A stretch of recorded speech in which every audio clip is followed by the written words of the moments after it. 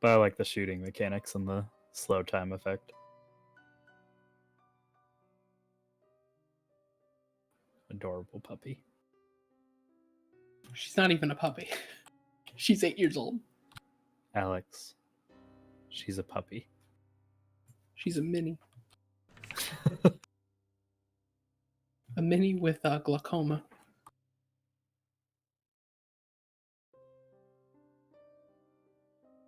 Strange specification, but alright. It's just one of those things where every time I look at her, I'm like, oh yeah, dogs can get that. Because her left eye, she's blind in that eye.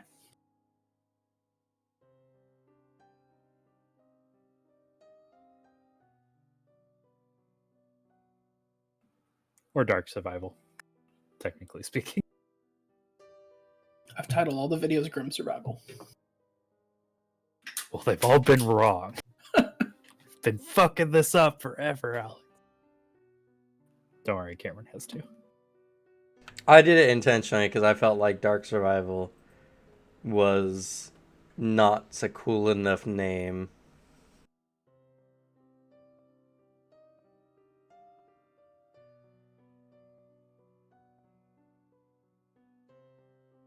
Why not Skeleton Hijinks?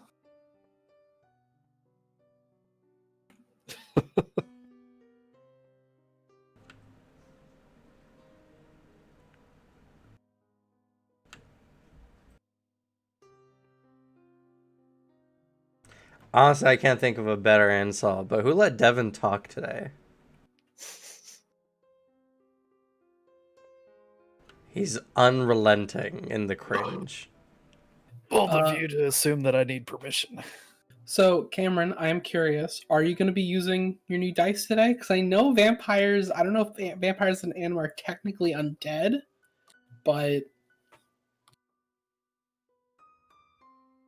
For you, I will. Thank you. Vale, I got Cameron for Christmas a dice set that's like these little clear dice with little skulls in the middle, and with a note saying, "Hope you get a lot of use out of these for the 3 undead campaigns you're running."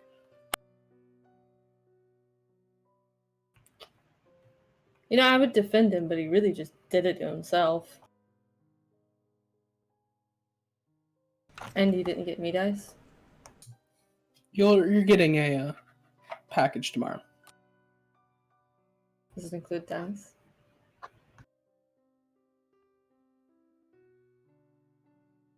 That would be telling. You'll have to find out tomorrow.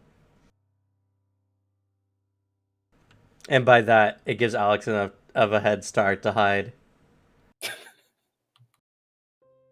Okay, I will be honest. The label I almost put on it almost was something that would like get my ass kicked, but I didn't. I held back because it's the Christmas season. I did too. That's why we didn't do the 4. I don't know what that means still. No, you don't. I mean, you did. I don't even remember the things I've done to accumulate 4.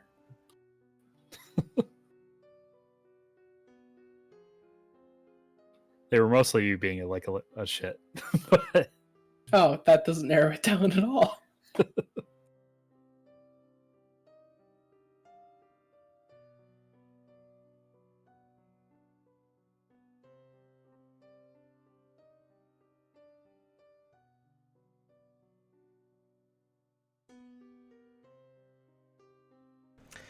I apologize, but I'm gonna be a little low energy today. You know, it's the first real session of Rosencratz, but found out that there was a death in the family a little bit before the session, so. Yeah, we had one on Dad's side before we came back. That Christmas, day after Christmas. Yeah, I found out one of my dad's brothers has passed away.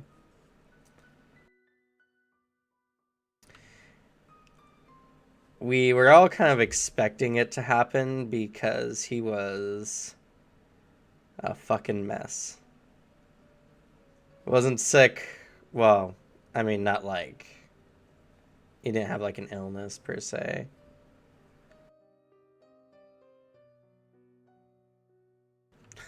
Thanks for the 3-month in advance subscription, Vale. I'll forget otherwise. Merry Christmas. Merry Christmas. And if I ever see an ad, I'll vomit in my own mouth, so. That's fair. I'm so close to my first payout. So close. Especially because Suzanne's friend, Allie, like, gifted 5 subs today. As they do, like, every... They've gifted 7 subs this week.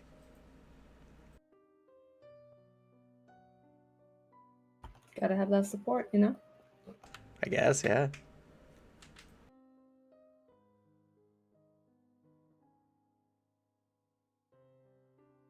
It's all that extra Christmas money. The ears, Alex. That was adorable. Baby. Oh, rolled onto her back.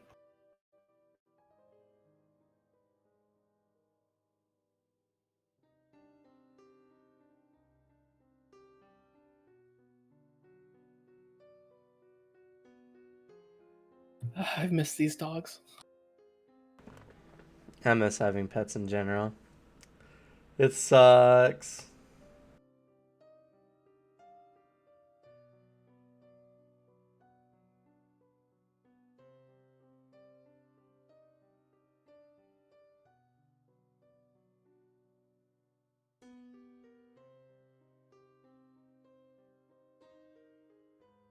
I do find it funny that I got the 2020 shred in commemoration of your drawing you sent me, Alex. The what? I got 2020 shred as an emote.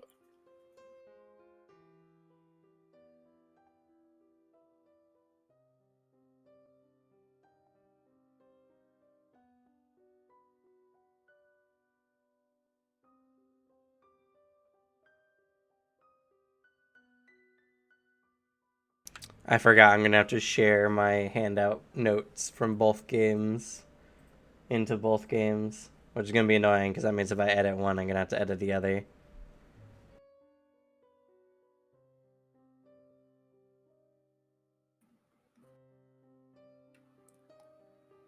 Sounds tedious, I would say. Oh, I checked. I got the Unity and the Takeout one. Why? Why must you taunt me so? I know. Why is it so squashed? But oh damn! I stepped on it. No, Cameron, your emote. Unlucky. All I spend my channel points on, I just like making. Defacing my emote is all he does.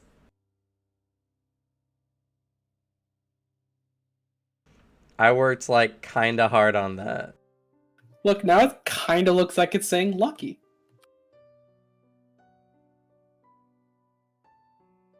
When can I start announcing the stream? I have all these channel points.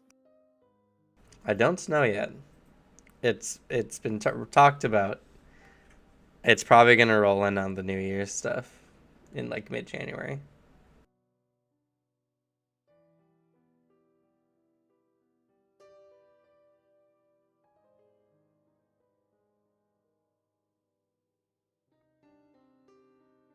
I've been saving up my channel points just to do that.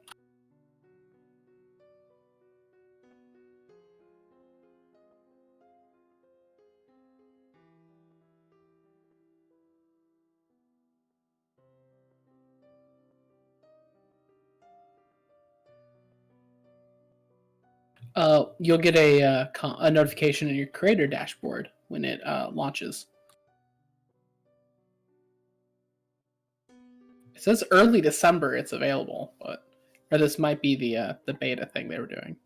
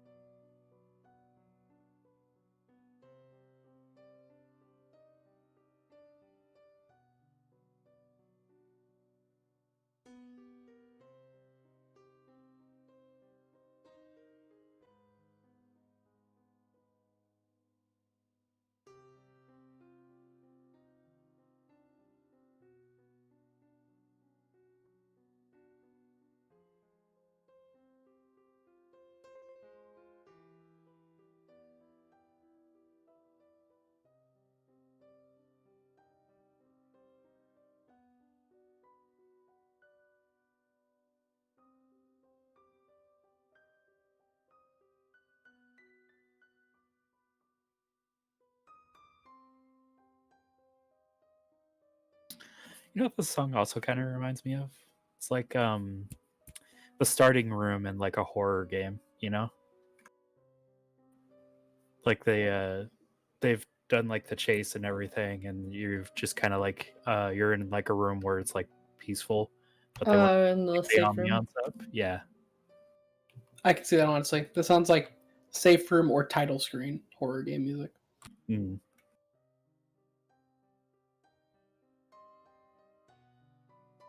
I had to turn it up because I'm listening to another piano song right now, and the streams are crossing. It's getting weird. Who knew that this combination ripped so hard? They clash very, very strong. Because mine's a nice, like, peaceful piano piece. And this one's like pseudo horror. Well, then it just has like it's like peaceful, but there's that undertone of like It just sounded like dog shit. That's all it did.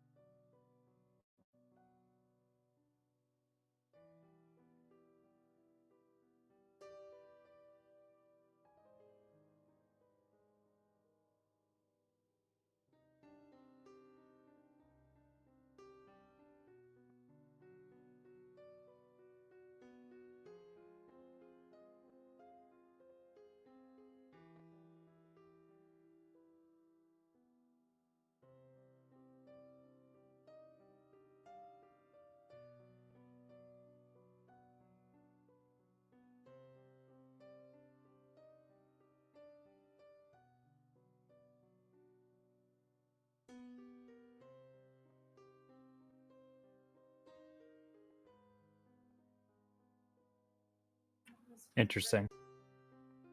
Hmm. Because you just turned your Spotify off, right, Alex? Yeah. I didn't know this, but like if you trace over the Anima game chat, it lets you know what people are doing at that moment if they have like the thing attached to it. Oh, yeah. Yeah, it's crazy. I didn't know that was a thing. I've been listening to this one song kind of on loop because I found another Sebastian song. I was like, "Ooh, I like this." Ooh, what is it? It's called Persephone by Opeth. I'm listening to it. Like, there's a link to it if you just go to my name. It's like this it's very instrumental. It's a nice piece.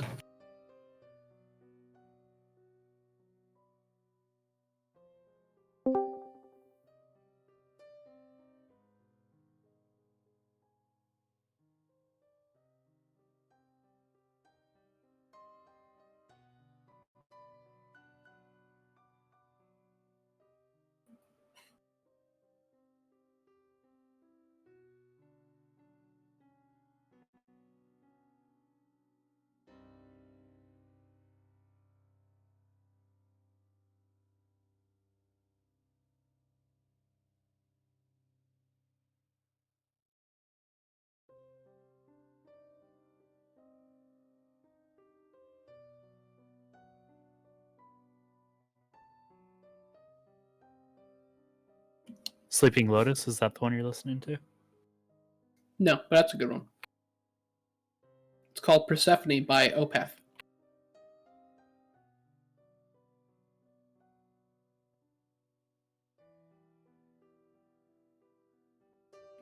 There it is.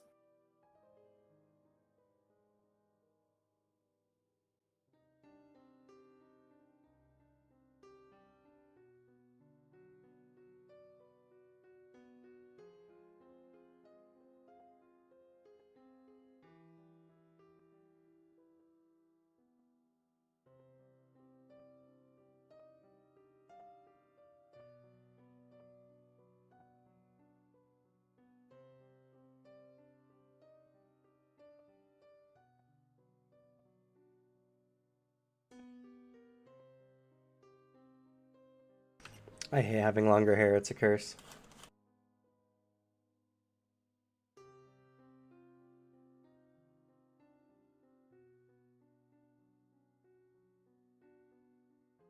I swear these biscuits get thicker with time.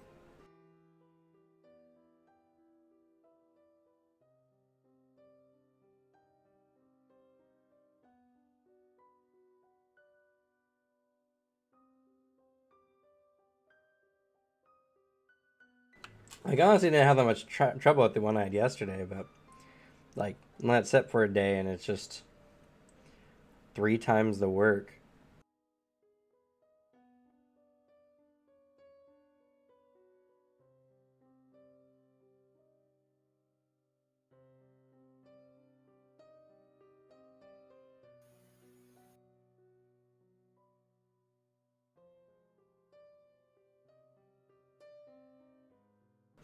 Someone want to do an audio check for us, please? Sure.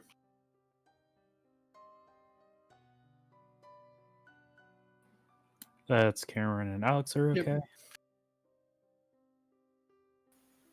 Sounding pretty good on my end. I'm good. Got Suzanne. Vale, we need to test your voice. I lost the game.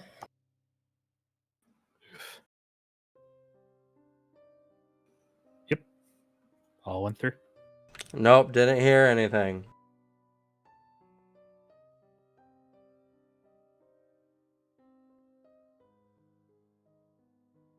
I did not lose the game. But you just mentioned it, so you lost. Devin, this is grade A humor. Why are you ruining the joke?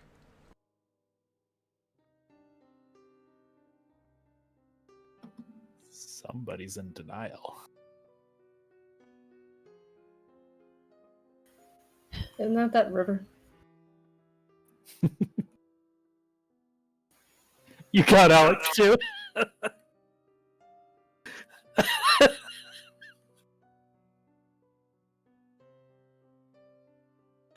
Look at him. Look at him in his shame. Vale, you were the chosen one. You weren't supposed to join him. I couldn't help it. You were supposed to bring order to the stream. The forces are growing. No, every now and then, though, I'm allowed to sneak one in there. The twinsy sink grows too strong. Fair.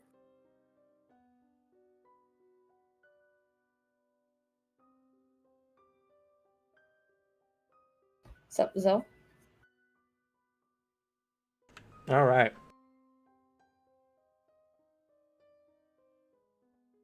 So I've decided to eat really dry food on stream because that's a super good choice.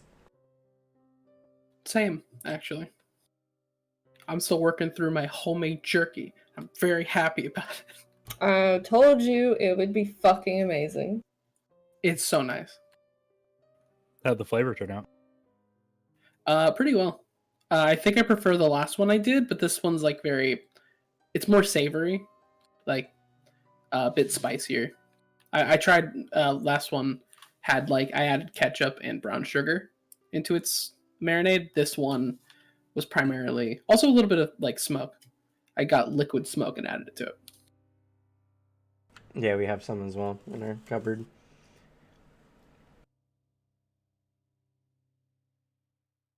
No, the fun part, I have to keep 2 Roll20s open. Double hours. Double the hours. Please Different don't. I don't need to be efforts. murdered. It's just like how if you open it in incognito, it doesn't say you're on, but you still get the hours. You know, just because Vale's gonna murder you doesn't mean you need to drag me into that.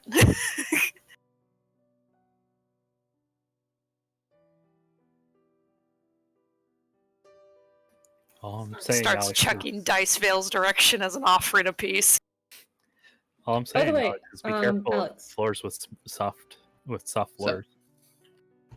Do you ever get like ankle or knee pain? No. Good, the hunt will last longer. Oh no.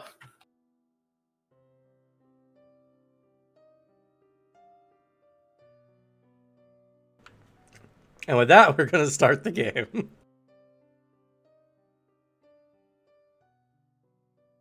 So, 2 very different groups brought together by one really fucked up family as I don't know how to describe everyone other than just a bunch of adventurers because there's no other unifying terms I can think of. Have decided to assist a couple of Vitella with their family matters, as it were.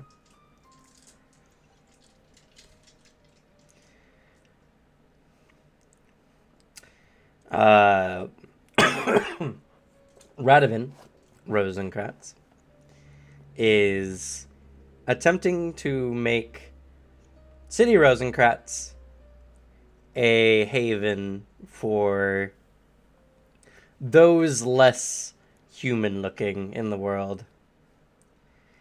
Moth is one of the best places to do it, as even the Inquisition has no power here.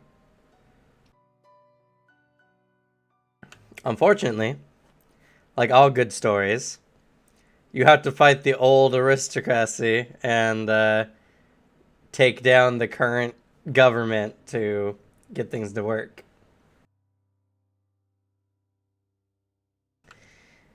As Iqval Rosencratz and those under him are not probably willing to give up their death grip on their livestock, as it were.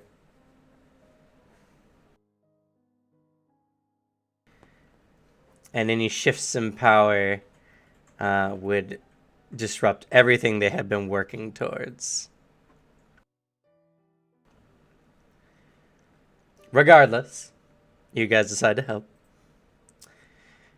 Anastasia Serban a member of the knightly family, of one of the head families of Rosencratz, has also been missing for a solid decade. And, just kind of left his family undefended in their torpor for a while. So, coming back to try to make some peace. And make peace with himself. And the fact that he no longer wishes to do what the family does and wishes to be more free reign.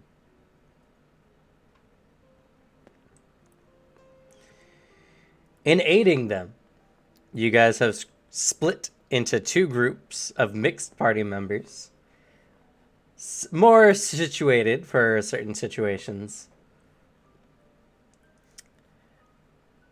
Serena, Jacques, and Sebastian, which I actually have to change I was gonna say title. I just noticed that our names, like, I'm not Arthur. That ain't me. Just play 2 Arthurs. It's Arthur twice. I learned how That's to do the multiform technique. Now there's Hey, 2 Doc, of me. that thing you mentioned that immediately you hated? Yeah, I can do that. I mean, Sebastian is basically Arthur. You just have to start chucking guns at people. God, that'd be so terrifying. Sebastian with gun abilities on top of his psychic powers. That's just an Enter the Gungeon gun, to be completely honest with you. Like, that is actually there's a handgun that shoots another handgun that shoots little bullets as it spins. Like, Which Sebastian are we using? I forget the spelling. definitely not with an O. Sebastian. A-N, okay. Yep. Who's this Arthur person in the Roll20? That's true. I'm not going to change that one. Also, Alex, were you going for a shortened phrase for your title today? I just thought it'd be funny if I put Cameron's little categorizer just as my Discord name. Alex, you must mock everything that brings order to this world, must you? I was like, I should change my Discord name because I don't know why I changed it like weeks back to I don't know why I did that. Oh, you know. Pass, Yeah, you he answered didn't. it. I bet you anything. When he changed it, he did like his cackle and like put his hand in his face in his hand. I didn't, and actually I did it before the stream started, so it wasn't recorded. There's no proof of that, but I didn't do that. I was just filled with a weird sense of pride.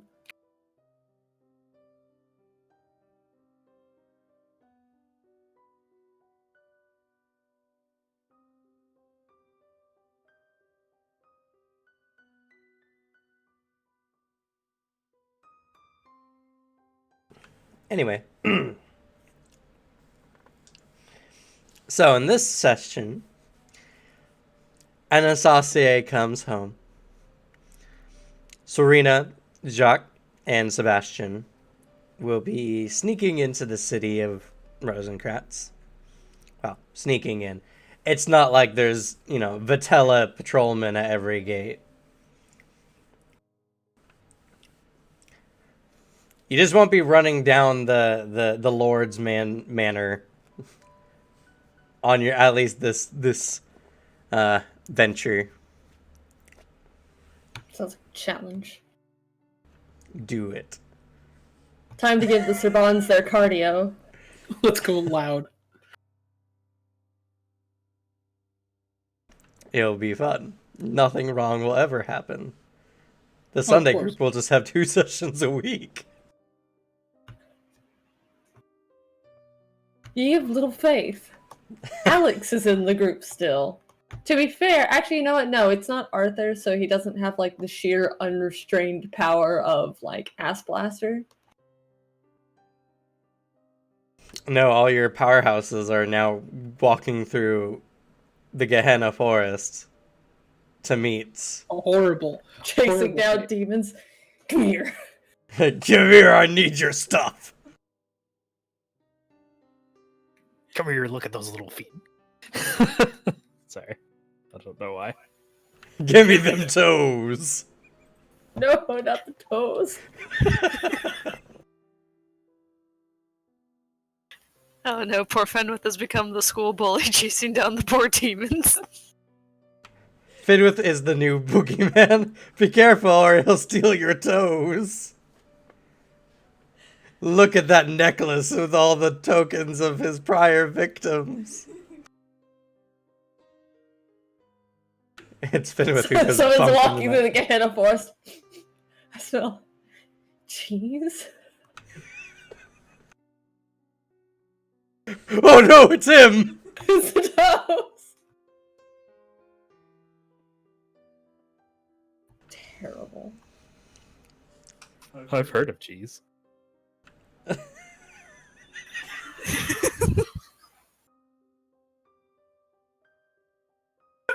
If someone animates any scene, I want them to animate that specifically. I want to see them get Jacques' absolute horror face. Right. He's just like down the hall past the two of them having that conversation. See him walk in. He walks out holding a bottle of wine, like concerned, sees them, hears two swords, immediately just walks back in. Best part, it's very easy because it's the highlight is both on Twitch and YouTube. Just that minute. I just.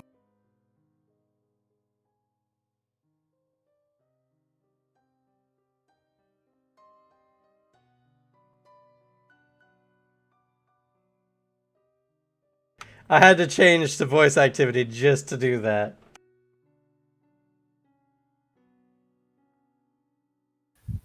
So we're entering the city. One second, I'm not ready for this group yet. I gotta go to the bathroom real quick. Real fast.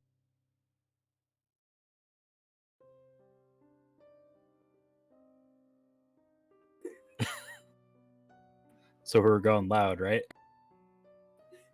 Yeah, we're going loud. How effective do you think light beams are? Forget the Lawbringer being cheap, just have it out full glory. Lawbringer and Light, just like Vitello, they just start running. Oh god, that's No. right. You have a lawbringer. I totally forgot about that. Yep. Yeah. Well, That's a also, Lawbringer that makes it hard to heal from, if I remember correctly. also, I am now an Earthbender. That's right, you did take the Geo one. I now have, what's it called specifically? Ground control. Well, aren't you a regular Major Tom? I was gonna make that joke. I was just trying to form it in my head. I had the actual song playing in my head. High five. It's good. It is a good song. It is. But let's see specifically. Because I did the math like a few hours ago. And I can pretty consistently have ground control at a 30-foot radius. My dominion is absolute. I love Okay, that. guys, we're going in stealth. He goes into the center of the city. Just stone little hut. They'll Just never create a find massive us. earthquake in the city. They can't see us if we're hiding under a dome of earth. We've even blended in with the cobblestone. I love that the leap with this ability is 30 foot, 300 foot radius. That's the leap. in all check. the I love that. upper powers in the book have ridiculous scaling. Granted, their potential minimums are huge. Yeah, I can consistently get the minimum I need in ground control. That's good. Anywho, so this group is going to be going into the city to meet a contact of Radovin's named Leaf.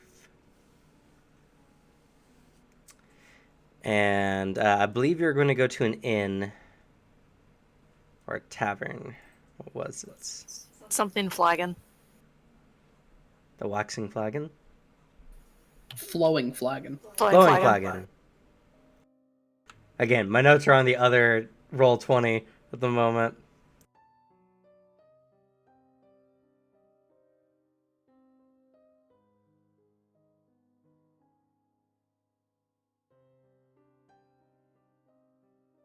And then I believe you two are about to get bat-napped. Yeah.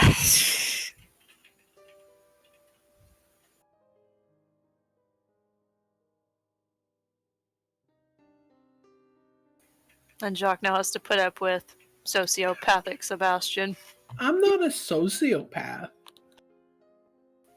Yeah, you've only made the two powerful magic wielder and psychic wielders uncomfortable in the other group to the point Jacques defended someone. Oh yeah, I never dropped those. Jock, you still have your armor and your inhumanity. I already had the ladder. That's fair. You have the plus 20 to athletics. Yes.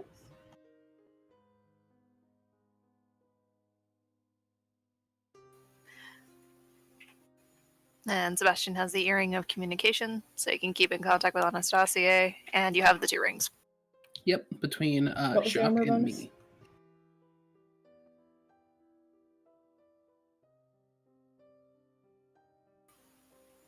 Devin, What was that? what's the armor bonus? 6.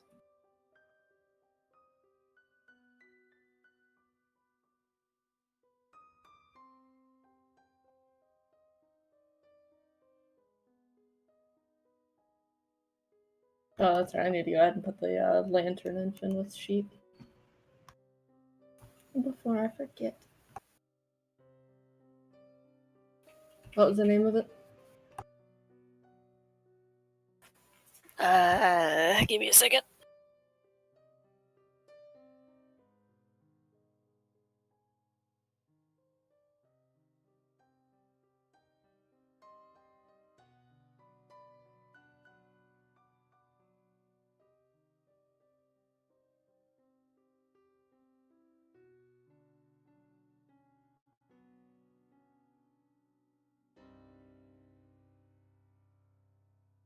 I can't make this easy on myself. I have to write notes on the character sheet as well.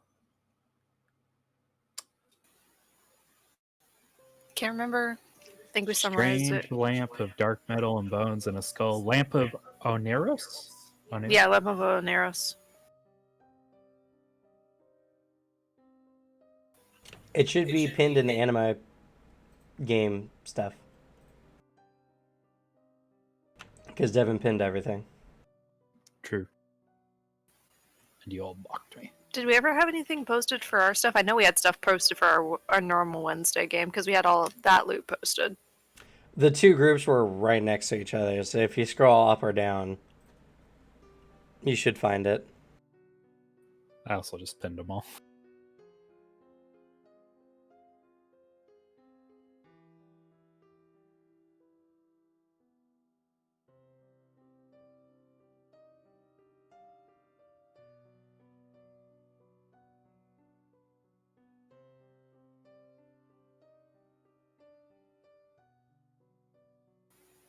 Yep, Lamp of Oneros. Yeah, I have it. I have my big write-up that I did. So I just looked for that.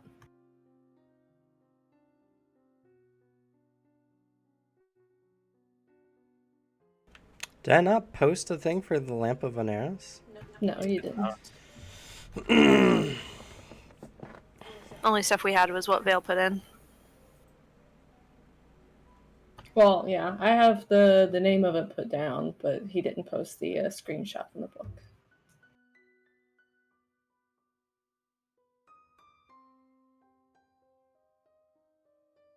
That's for the Sunday game to worry about, though. Yeah, we got some time.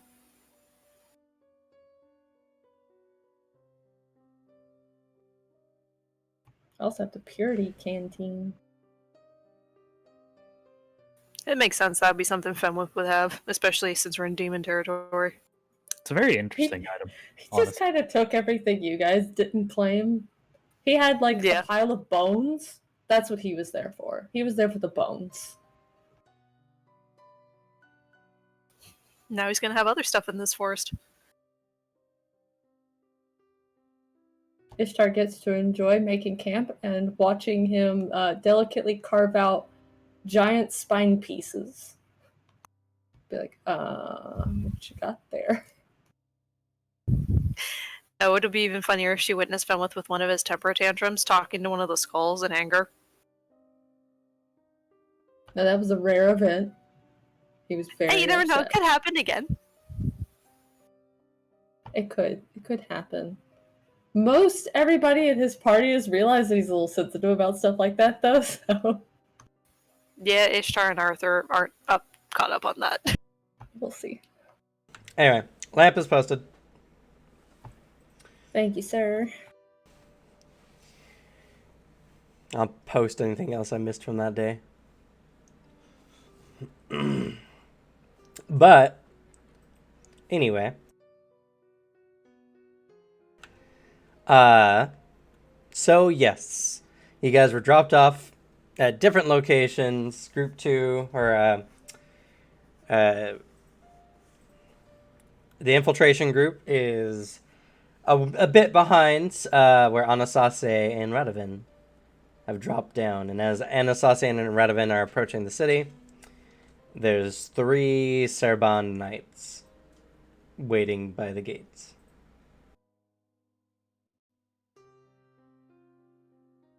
Do we have our dice? I didn't ask yet.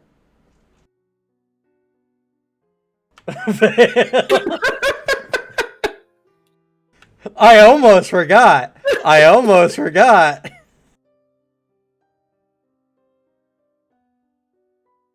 I am too giggly today to be playing Sebastian, but I will force it to work. In all fairness, she used to play an Arthur on this day. I've also been in like a pretty decent mood all day, so Man, that jerky must have been the shit.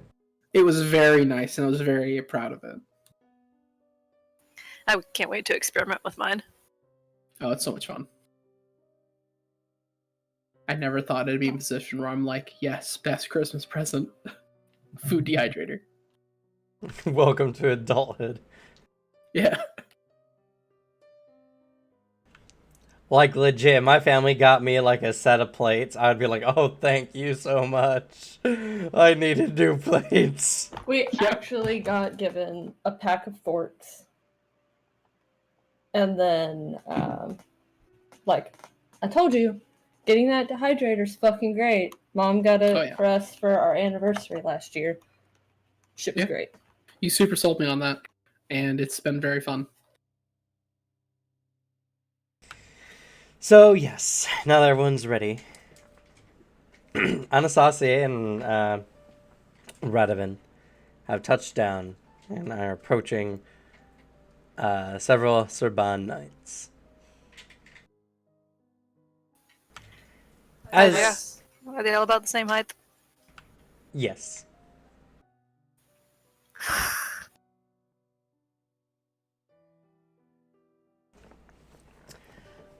As you guys are approaching, the centermost one steps up and says, in a familiar voice to Anasasse,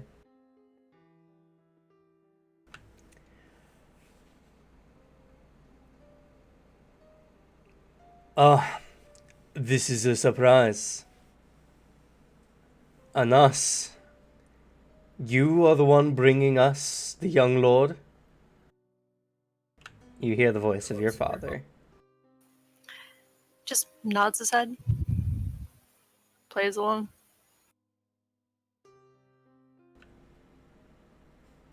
He looks back to the other 2 knights. As they all nod. "Lord Radovan, we have come to escort you to your father's manor at his behest." We ask that you do not resist, as the owl place hands on their weapons. Radovan sighs. He looks over at you, Anastasia.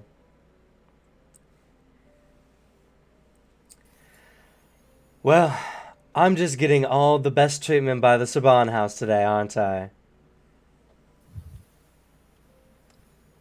Please, treat me gently as he holds his hands out. All the knights look at each other again. Right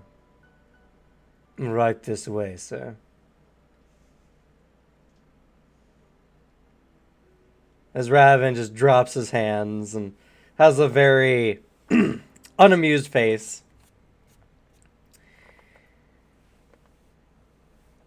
I guess I couldn't escape forever. As he nobly, but somewhat, somewhat in a depressed state, moves forward. The knights separate and kind of let him go through as the two flanking knights escort him off. Anastasia, your father turns to you. And he says, well, this is quite the surprise.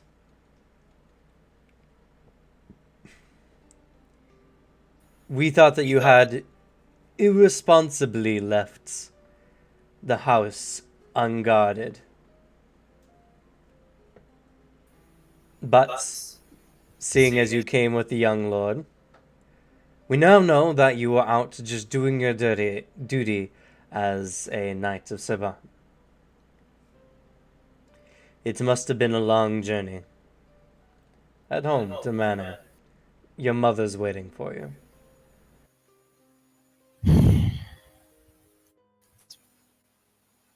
Starts walking in that direction. Trying to mask a deep sigh at this whole thing all over again.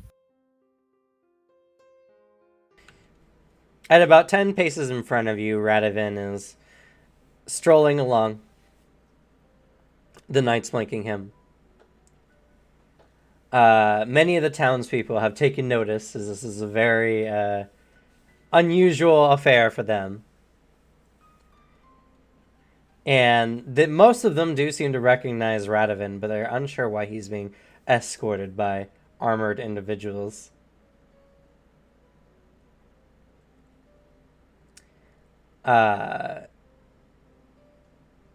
More for the second group, a somewhat healthy set woman kind of comes out of her bakery. Is it the same one from before? Yes. The baker that he had demonstrated the crimson tax with before. She comes out and she's like, Lord Rosencratz! As she kind of comes over, and as she does so, one of the knights quickly, intercept her. And they say, back off! Do not approach the Lord. As she looks out, and she looks around them, and she's like, Lord? Radovan, what's going on? He gives her a somewhat pained side glance, but doesn't address her and keeps moving forward. Once it looks like she's no longer going to attempt to pursue, the knight backs off and resumes his patrol, or his guard of Radovan. The woman looking confused and somewhat hurt.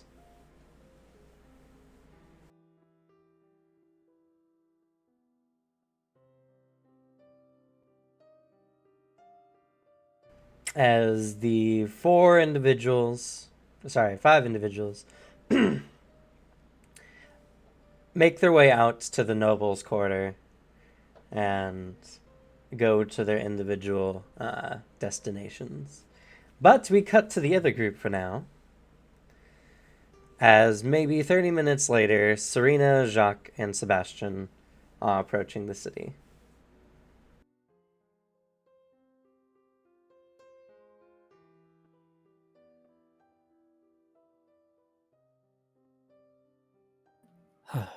All right. You don't think that they are barring people from entrance, do you? Yes, because there's so many people traveling, so they get enough fast.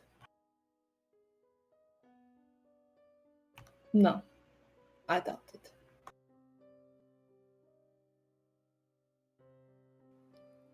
Well, it's very possible we might be able to just walk in. Though, if we do run into any resistance, we might have to sneak in later, and then we'll have to worry about people knowing our faces.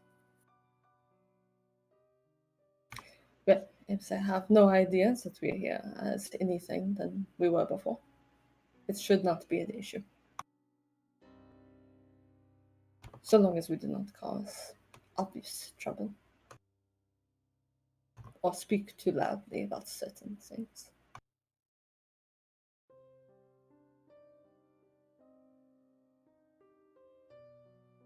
As you approach the city, you see the beginning of the paved road that kind of marks the main street.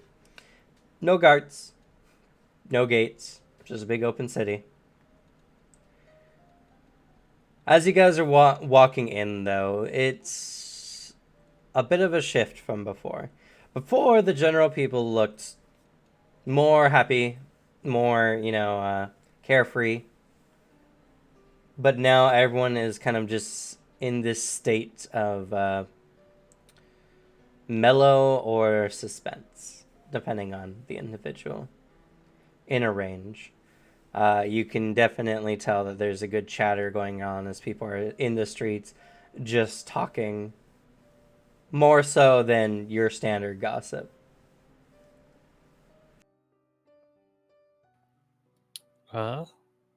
Serena will walk up to some of these individuals.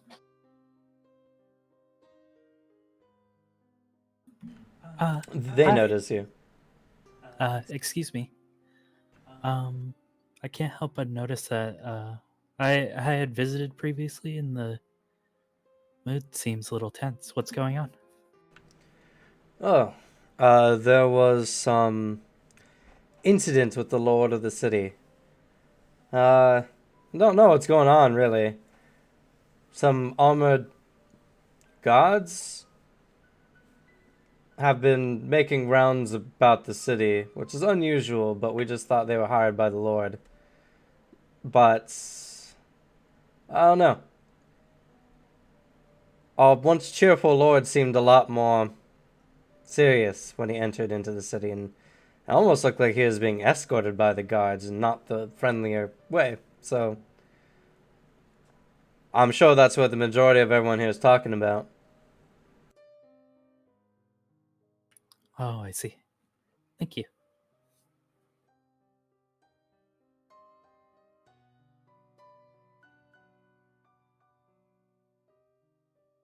Yeah, I suppose that works for our first update on how the end of things has gone.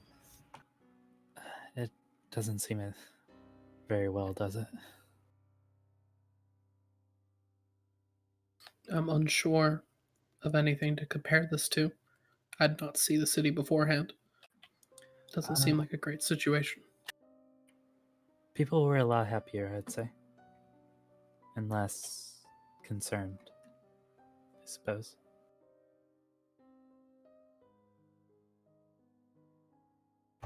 Either way, we have our own job to do. That we do. Alright. What was the bar we were looking for? Flowing Flagon.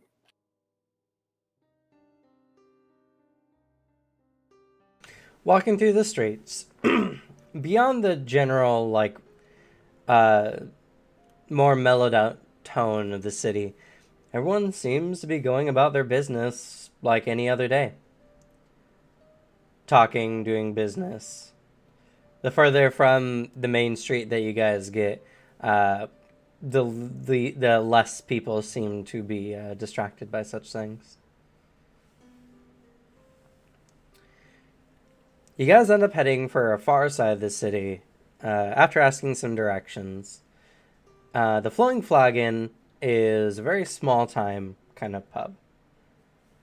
Most of City of Rosencratz has a very Gabriel kind of feeling to it. A lot of the shops have the same kind of trappings of, romanticism and beauty. But the further out from the center of the city you get, the more, mom and pop shops kind of start coming up. And this pub kind of looks like a, personal pub of How plebeian. yeah, very. Plebeian's actually a very accurate word to describe it. It's very base, as people, just trying to get started in the business world, as they are. As you guys come in, it is really early and almost no one is here.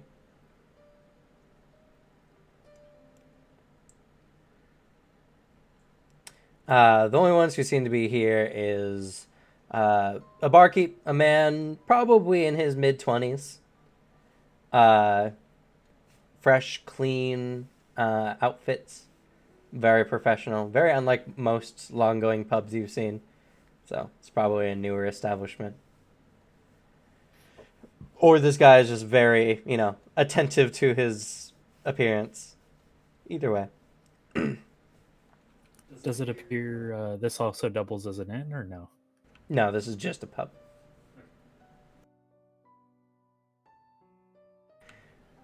As he sees you all, full D&D tavern, yeah, it's not a despite the name. tavern inn. It's and Rosencratz is also a city large enough to have like hotels. So, tavern inns are more uncommon. Okay.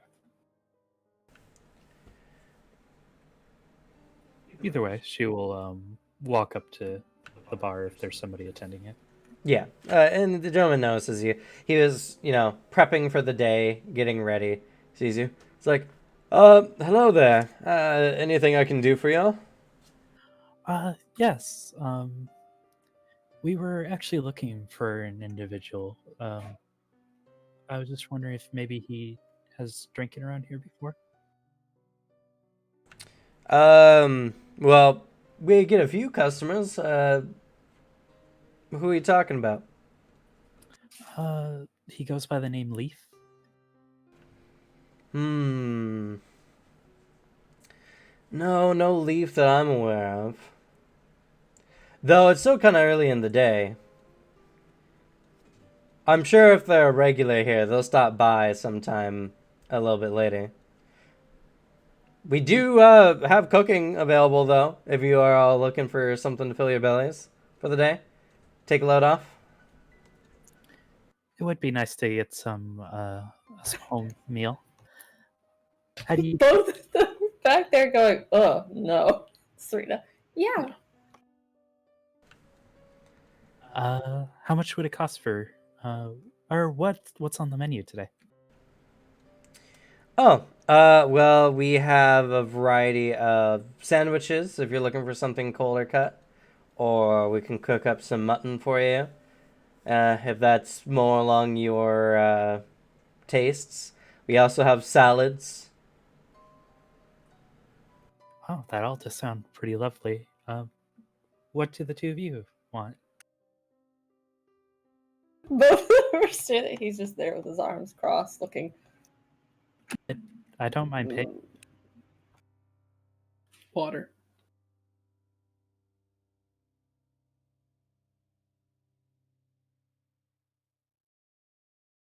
Looks over. Back to Serena. I'm not hungry. You're more than welcome to get something if you'd like. All right. I guess we'll have a couple of waters, and I'll try one of your sandwiches. Why not?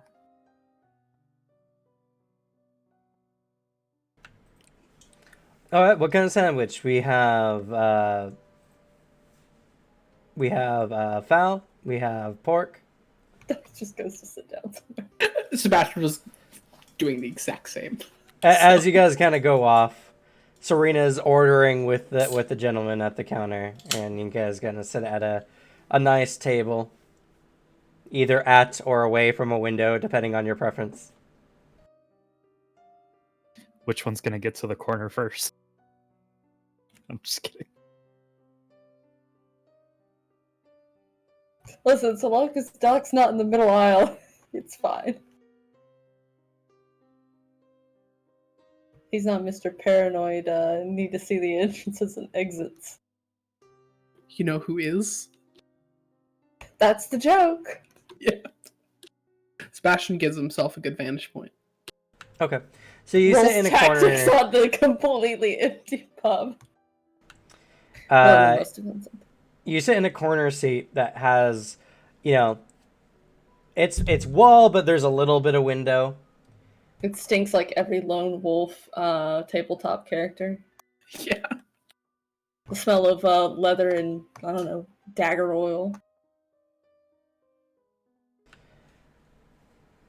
Yep, just a faint smell of pipe tobacco. I put my hood up.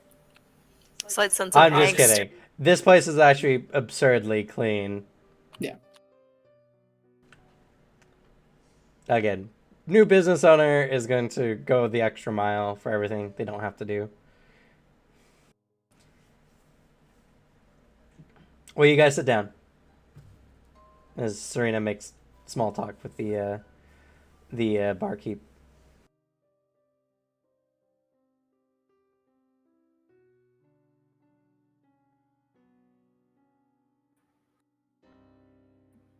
They sit in contemplative silence.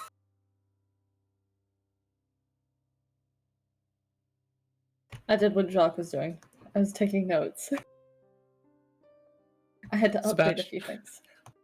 Sebastian is getting the lay of things, checking the entrance, and just kind of scanning the environment. After she's done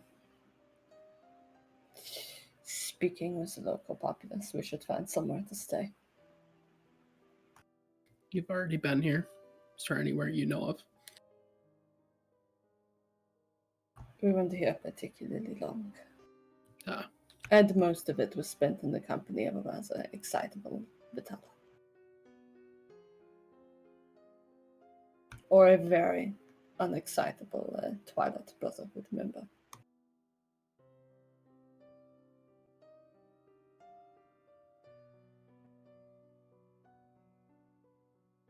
Very sordid people you've met. It's been interesting. I haven't been around that Rosencratz to get a feel for him. So, I can only imagine. He's in a rather dampened mood currently. It seemed as much. He's a rather flamboyant individual.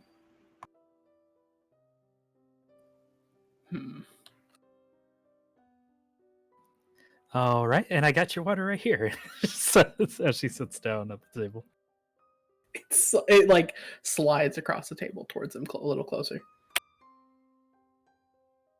Very nice, man. He's just opened this business not too long ago, actually. I tipped him a gold. Do you think that's enough? She probably Tipped did. a whole gold for 2 waters and a sandwich. Yeah, tossing out a whole $100 for like a $10 meal. Get yourself something nice. No. Takes water, moves water, sets down. He didn't even ask for a water to be even more like non-committal. Well, she got you both one, so Yeah, I know she did. That's why he humors you, and that's it.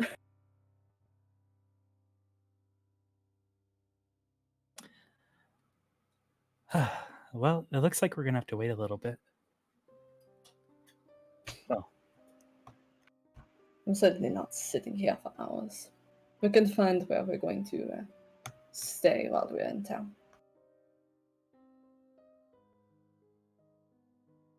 And I'd recommend you two take point on finding an inn. I don't like cities. I don't spend much time in them. I'm still figuring out what to look for. Well, then it will be a learning experience for both of us.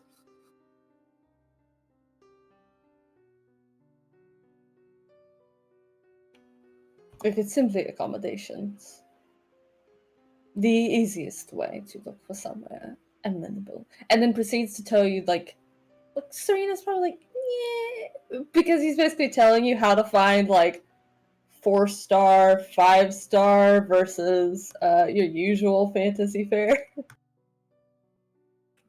And then how to tell when, like, the trappings are fake on the outside, and it's like they're going for Gabriel. They're hitting Phaon. Yeah, and Sebastian's very attentive with what you're telling him. Granted, Slides into restaurants. Granted, that's if you have the coin for it anyway. There's more simpler and even kind of nice little inns if you know what to look for. And people Is are money usually pretty nice go about on. it. Is money a concern in this situation? No. Good. I have some, but not a lot.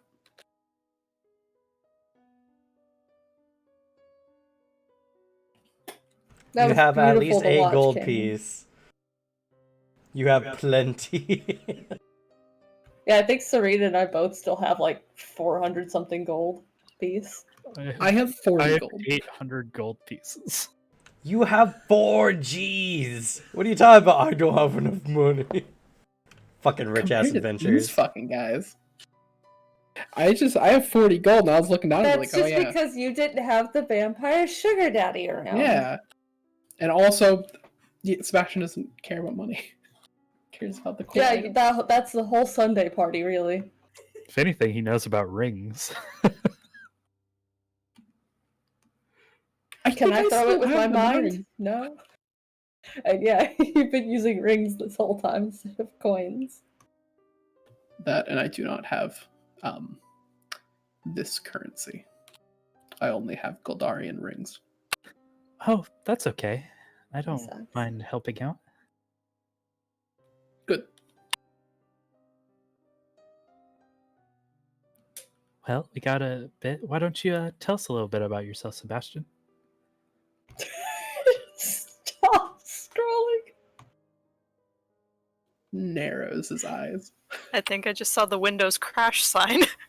It's just that we're going to be working together a lot, so it'd be nice to get to know you a little bit.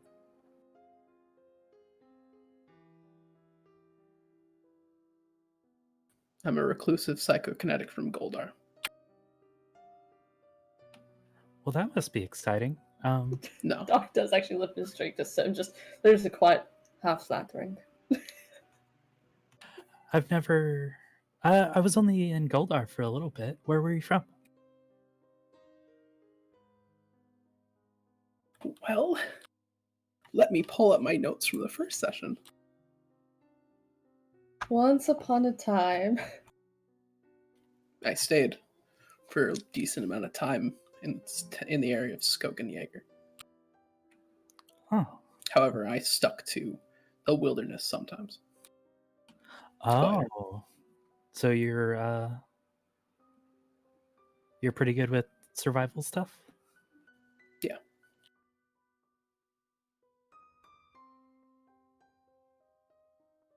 Heard a random knock. There's like a moment's war flashback to the like, oh, I need somebody who can like take care of themselves and is outdoorsy stuff. It's just like, Oh, no. It's like tits, like the fist before it's like, no, it's fine.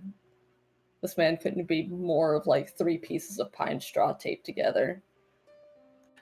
Well, I know a little bit about wilderness survival. What particular do you specialize in? Hunting and surviving in cold environments. Oh, okay. Um, not as diverse in there, but I definitely know how to work in a woodlands area, and I'm trying my hand at cooking, but it's had mixed results.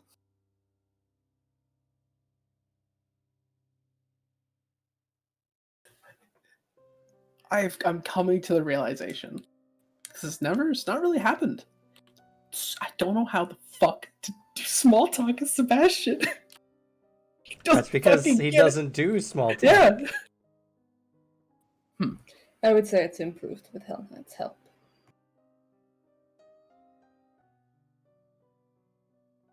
I would agree. He's actually a very well accomplished cook, surprisingly. Which one was Hell Knight? He was the more scholarly looking gentleman. He's a frumpy professor and necromancer who went with the other team. And he I'm has not certain what that looks like. he also has kind of a sarcastic charm about him. Right. Hermit in the woods. Another one.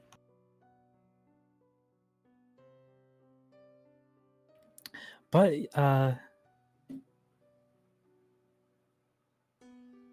that's exciting. I haven't been to Skulkenjaeger, unfortunately, but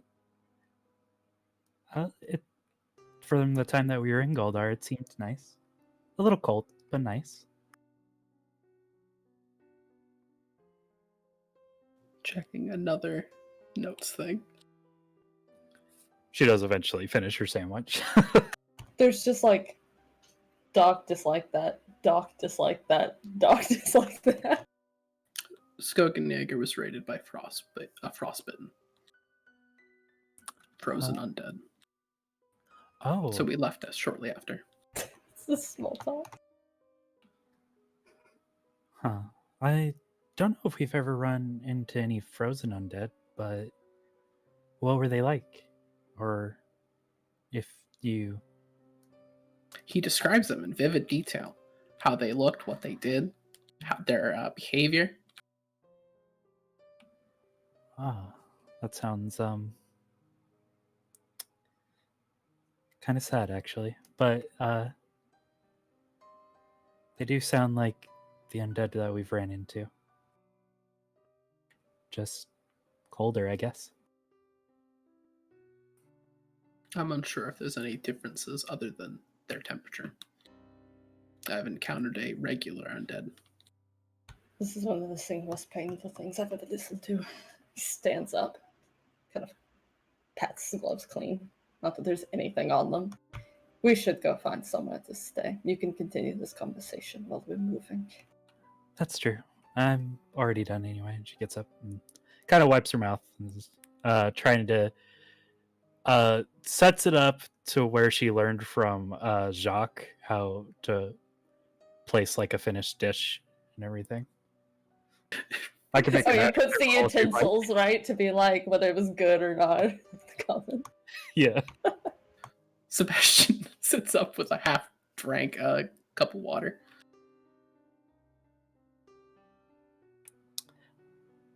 Thank you very much. It was very good. We'll be back later to find who we're looking for. Alright, I hope you all do. Have a nice day. As you guys head out to find lodgings, and we jump to Anastasia as they're making their way home. No pressure, Brian.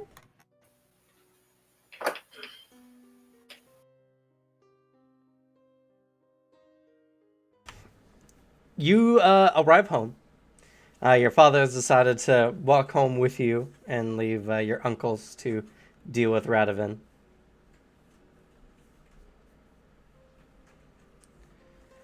And he, as he's walking with you, he's like, "Your mother has been very concerned."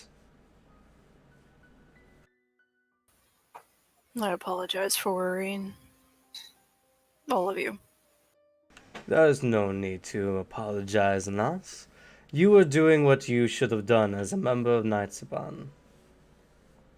Though, to prevent any misunderstandings, I will escort you to your mother and explain.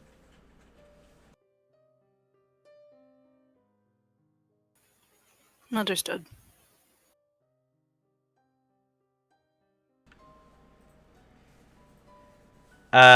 Going inside, you have a very, stately, not very, it's not a very lavish manner. More on the utilitarian side with that still hint of aristocratic blue blood kind of tone to it. But as you are heading inside, you see your mother, who is currently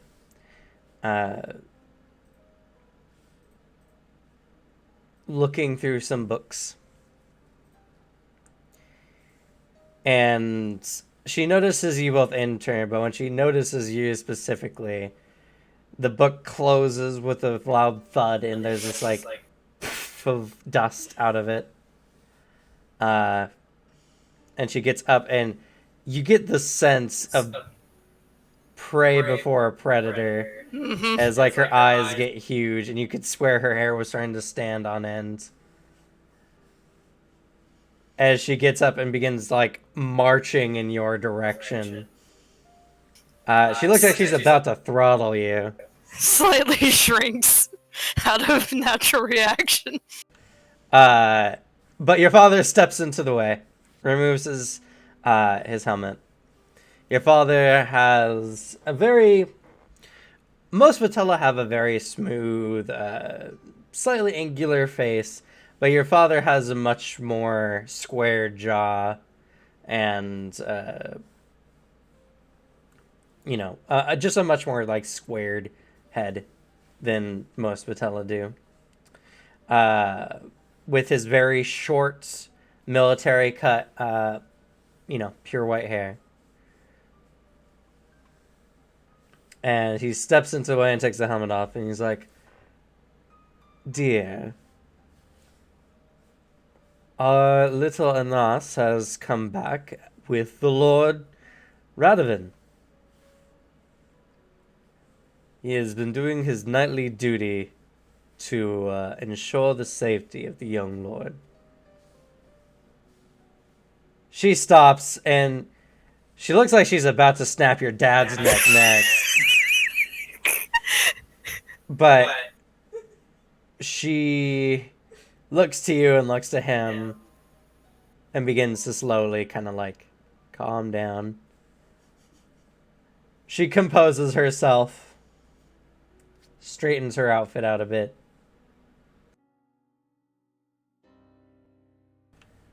And she just kind of glides around your father and steps in front of you.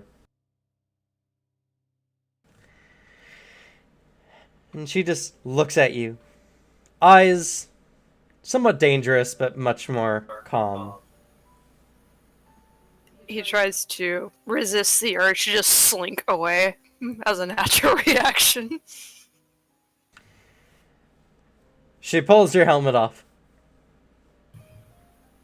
Sees your face. It seems to calm her even more as she leans down and places her head against your head. And after a moment, she kisses it. And she just holds you tight and she says, "I was so worried about you." There's a slight pause before he returns the hug, more for shock that she's not trying to throttle him. It's like, "I'm sorry." And then he just returns the hug.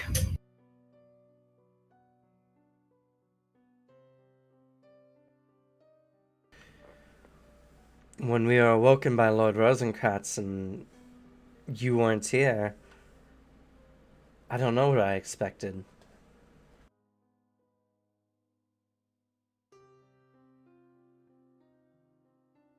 She looks you over. She seems to be processing a lot of emotion, and she just she drops it as much as she can, and she's just like, I'm very proud of you and us.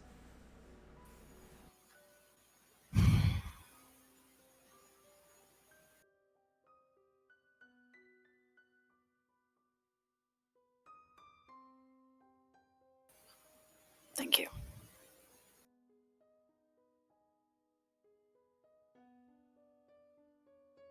Well,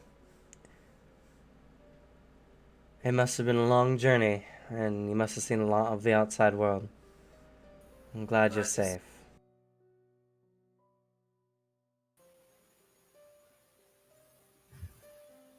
That was definitely an interesting lesson. Well, take off your armor. Relax, you're home for now. Okay. He goes to his room to put his armor away. As you go to turn, your father stops you, grabs your shoulder.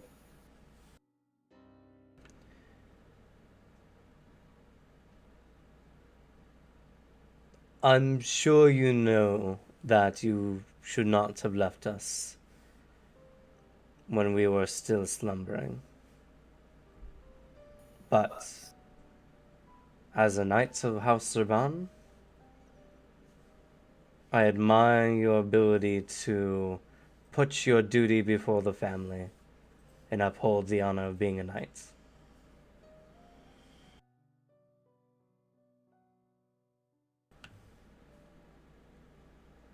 I'm proud of you, son. Just nods and just waits for his father to release him before he continues back to his room. Well, I'll be off. We're still trying to get a hold of the city for now, but I think we should all have a dinner now that we're all back together. Don't you agree? And your mother's like, I think that'd be great. And with that, he replaces his helm and makes his way out the door. You get into your room. It is clean. Shockingly close to how you encountered it in the trial. From when you left it so long ago, dusty and, time-worn. It seems that at least your mother has more than likely come in and cleaned everything and set everything right.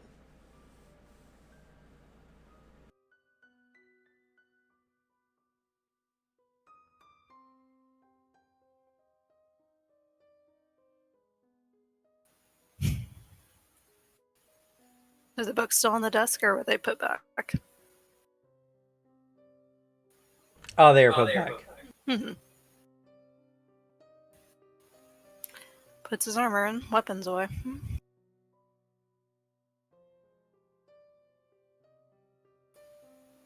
Just leans against the wall. How the hell am I getting out of this? Ripley looks so fucking cute. Oh. Yeah. She walked up and curled in his arms. Baby. She always does. She always so delicately walks onto him and then slowly begins to settle in to be like, hey, come on, you gotta get the arm out, you gotta get the arm ready. And then gently curls up and then flips her tail over.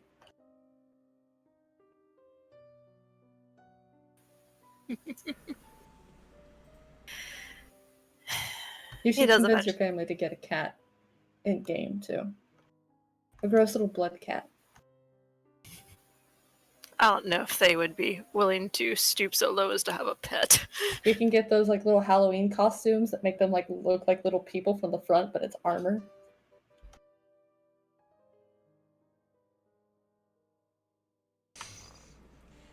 Eventually, Anastasia does leave his room. Okay. He acts as if nothing's happened. Nothing's changed.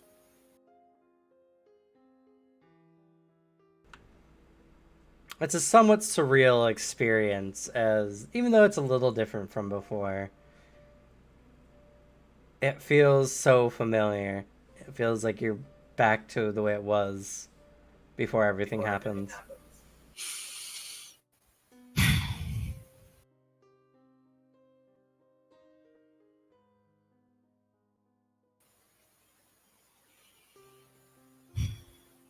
Before he goes, Anastasia does glance out the window and see the state of the garden. He's pretty sure Mother hasn't had a chance to fix all of the garden, but he's curious to see if she's done anything. It's a work in progress. A lot of it has been cut back. Well, not a lot of it. There's definitely sections that have been worked on, but Vitella do a thing at a very relaxed pace.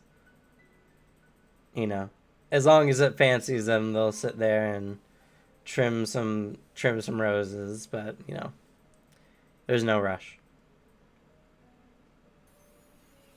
Well, he did out of curiosity to see how much progress his mom has made. Yeah, it's not too much.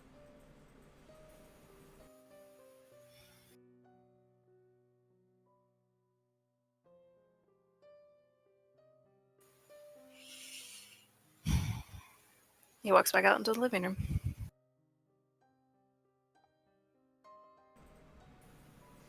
Your mother's there. She's reading a book, and she notices you.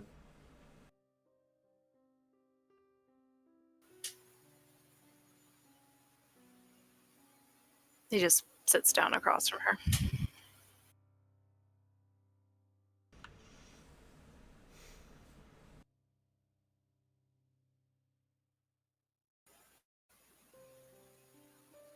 So you've made good progress on the garden. Yes, well, unlike the other houses, we haven't been, the type to take servants to tend to that kind of stuff.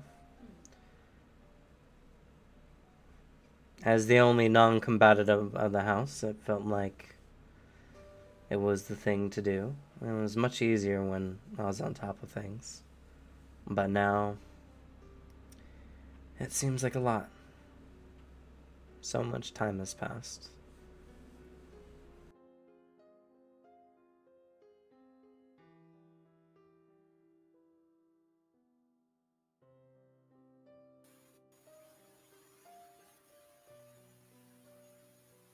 How was everyone when they woke up?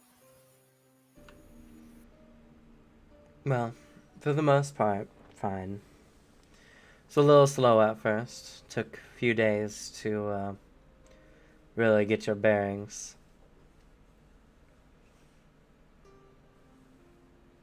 But as it was Lord Rosencratz who woke us from our torpor, we were quickly put to work.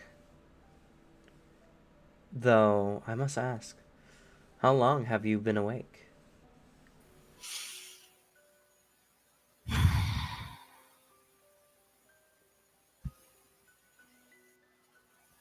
I'm trying to think in game. It's been at least a year since we started. Yes, it has been a little bit over a year.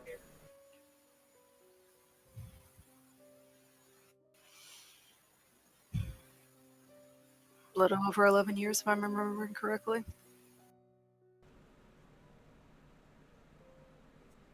I'm trying to think, because I remember Radovan said he was awake for a certain amount of time. I'm trying to remember that properly.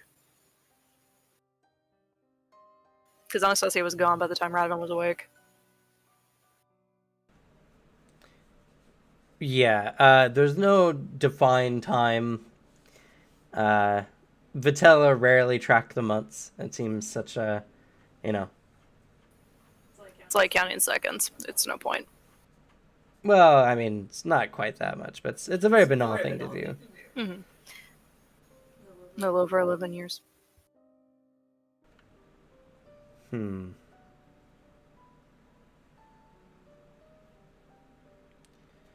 She ponders for a moment. So, then you were aware of what that foolish young lord was doing to our city?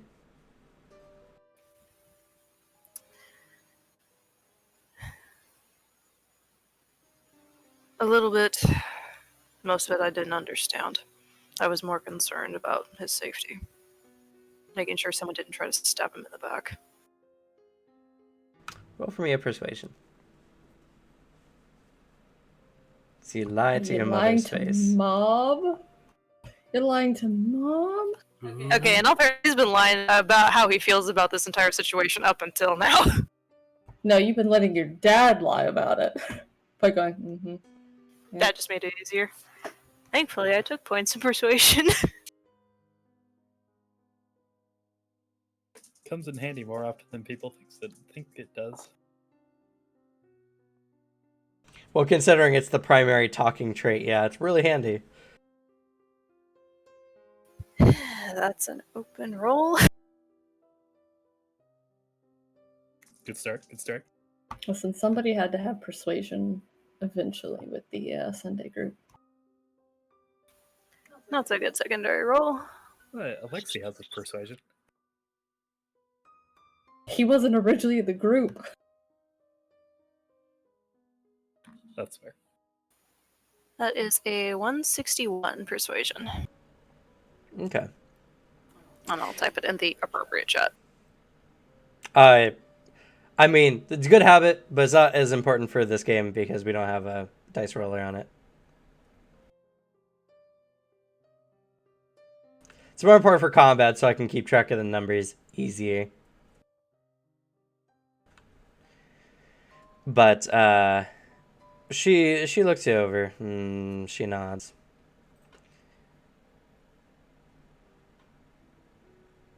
I'm sure it must have been hard to decide whether to chase after him or watch over your sleeping family. It was.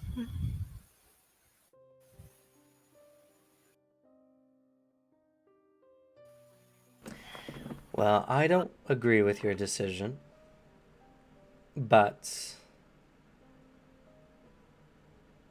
it was a very Serban thing to do, she says as she looks at you.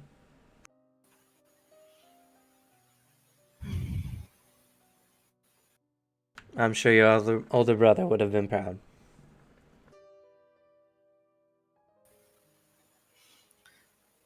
Speaking of which, is he doing the rounds? For the time being, at least, he is on a special mission for Lord Rosencratz, patrolling the surrounding forest for any dangerous threats. Fair. So, Force has gotten a lot bigger since he just motions to the house. yeah. Well, we have not been doing our duty as protectors of this city for so long, so he took it upon himself to go how see things were and to make sure that we were still adequately protected. He'll be gone for a time, but I'm sure he'll be back before too long.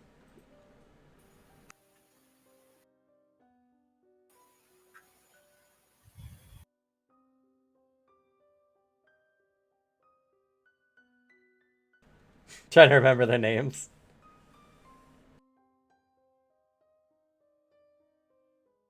Maybe you guys shouldn't have made him so fucking complicated. Too many notes.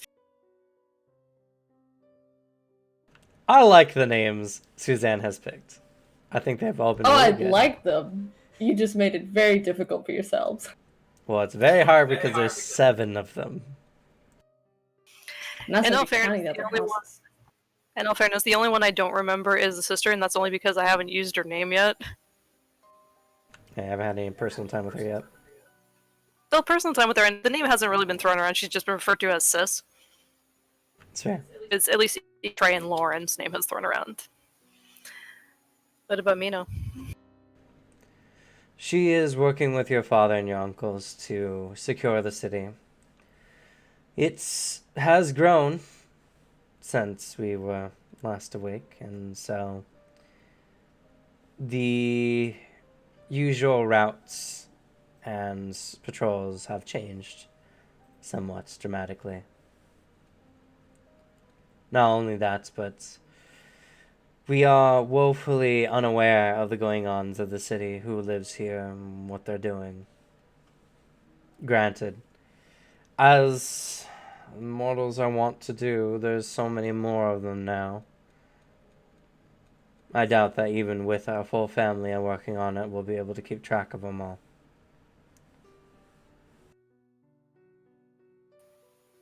It's always so strange to see how fast their numbers grow in comparison to our own kind. Well, when one lives as a mayfly's life, it's all one can do really to, ensure their family line.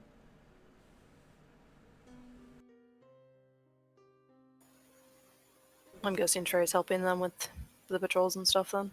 No, your brother's studying. He's not quite been permitted to work as a knight as of yet, so...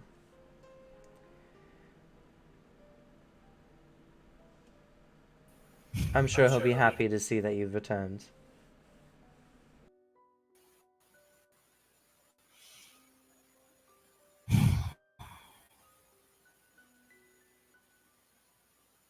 I'm not sure.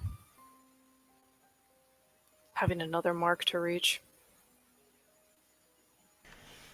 And so you're still worried about that. It's not easy watching my twin brother struggle, being given 2 marks. Watching him struggle while I also have the role of meeting the expectations that Lauren has put for the rest of us. It's not easy and it hurts. But that's his task to get over. I know. I never said it was easy to watch. You care a lot about your brother, and I'm sure in time he'll see that too.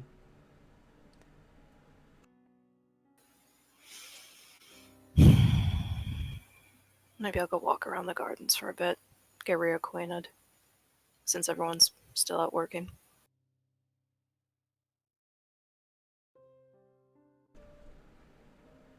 Yes, take some time. Relax. You've been working really hard on us. I should go prepare for dinner, actually, while I have the time. She stands up.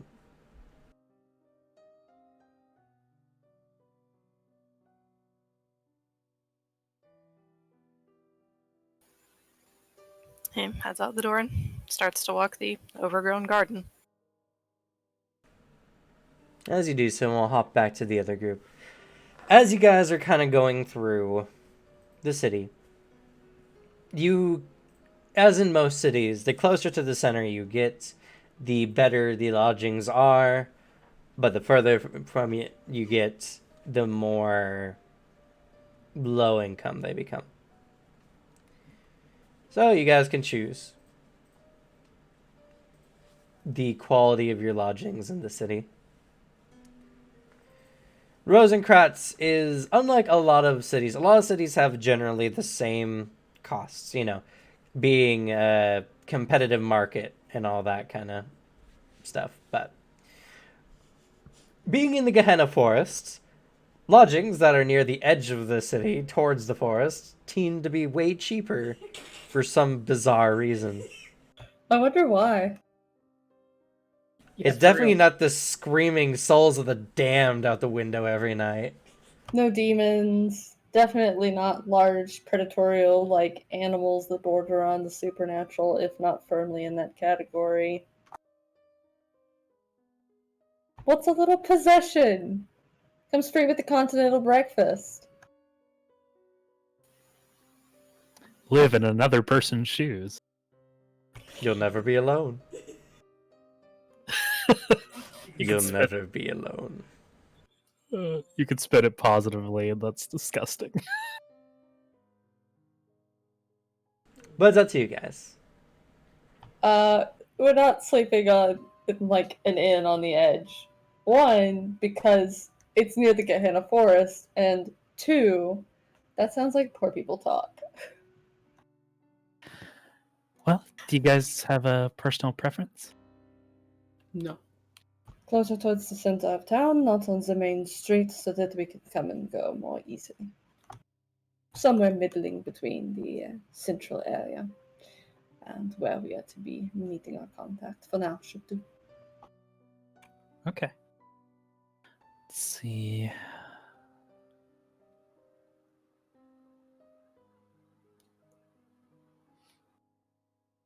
And as much as I know you'd like to tip, it's probably better not to be throwing around too much money. Oh, I They understand. might be on the edge. So lodgings range from 5 copper to 5 gold crown. Imagine paying 5 copper for lodgings. Cringe.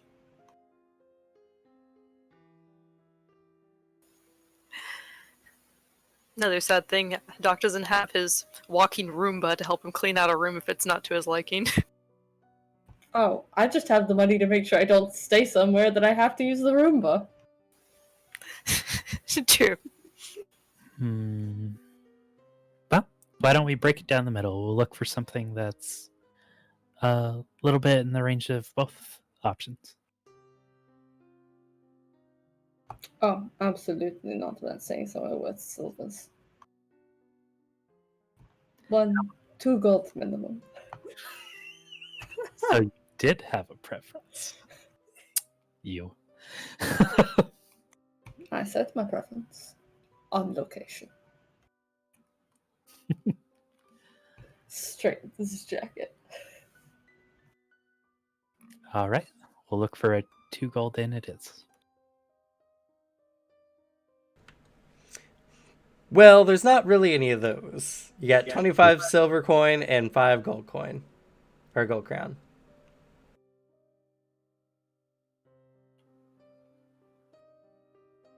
So 2 gold and a 5 silver, right?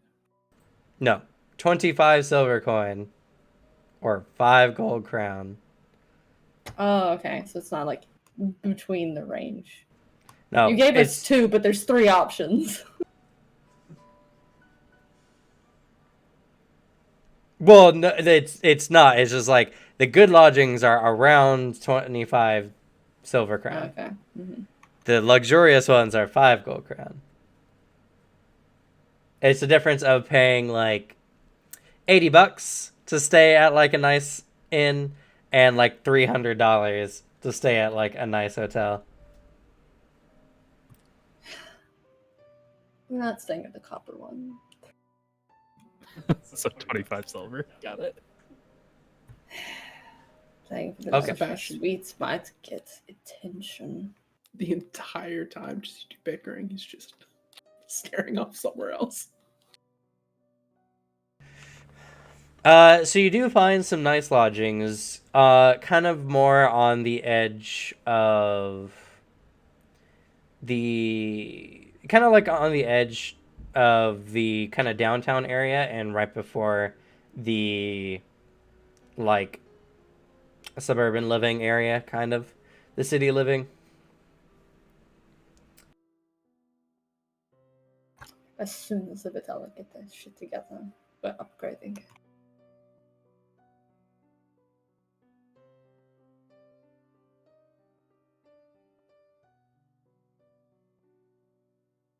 Listen, he's been spoiled after the prior travel to Radovan's accommodation. That's fair.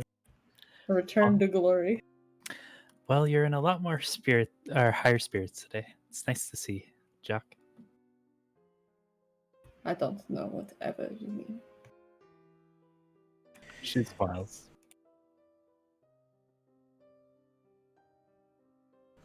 So,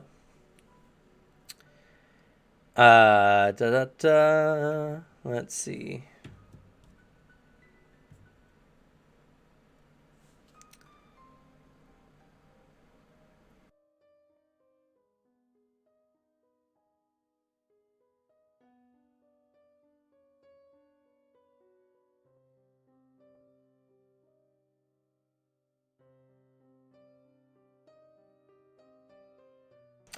So for 22 gold crown and 5 silver, you can buy lodgings for a month. Sorry, not 5 silver. 50 silver. 22.5 gold crown. Okay. And that will be for all of you. Oh, that would be for all of us? Okay, then. it's All fine. 3 of you for a month. And Serena will just pay. It's fine.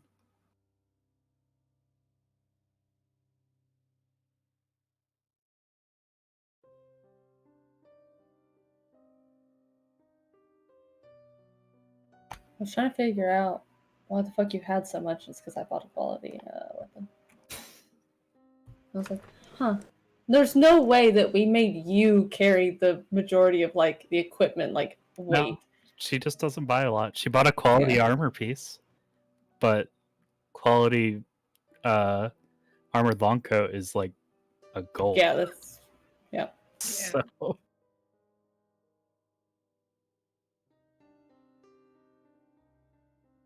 So after you guys do your shopping around for a decent enough place to stay and kind of getting a general layout of the city, it is now starting to get into mid-evening.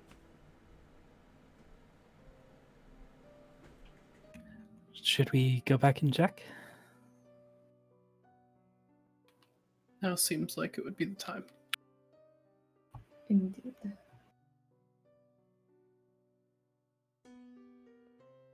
All right. Checks over clothes just to make sure, because this place is pretty new, so he's not too worried about being crushed into a super busy pub. But if it is super busy, yeah. As you guys head out to the Flowing Plugin, you get to the general area, and you find that it is populated. I mean, it's not busy. It's a new business, so they'll probably not average more than 50 customers that evening. At the time that you guys enter, it's somewhere in the range of like 7 groups of individuals.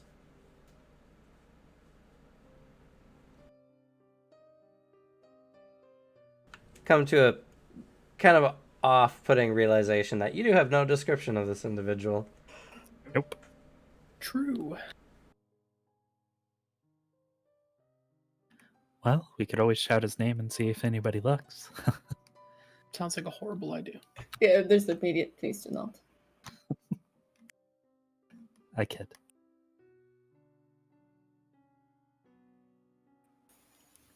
But maybe the bartender has heard something.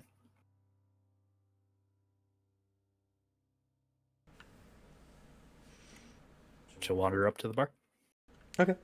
So The immediately leave barkeep him. is currently busy. You can now see that everything is officially like opened up. The back kitchen area seems to be lit, and there seems to be people working back there. And he sees you all and is like, "Oh, hi. Find your friend?" Unfortunately, we don't. We were more sent here by somebody else to meet with him, so we don't actually have a description of him, unfortunately. Oh, that's unfortunate. Would you like some drinks to sit down and wait? 3 more waters, please. All right. Get you 3 more waters. She goes and passes one to each of them. As you're doing so, Serena, an individual walks up kind of behind you. And as you kind of turn around and notice them, you see an individual wearing like a full cowl, or not cowl, but hooded cloak. Oh, there's the lone wolf seat you stole earlier. That's my seat. No. Property. He's just like very Right timid, like there. that's my seat. I would have come up to you guys earlier, but he was sitting in my seat. But no, they notice you and hold out a very pale hand, and they're like, "Are you all the ones sent by Radovan?" Uh, are you Leaf? Yes. Then that would be us. Good. He looks around. After confirming something with himself, they reach back and pull the hood back, and you see flowing red hair as a Vitella individual.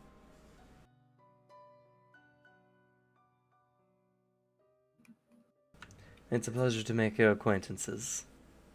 I'm Leaf. Well, it's very nice to meet you. I'm Serena. This is Jock, and this is Sebastian. It's a momentarily pained expression. She just introduces my first name. Disgusting.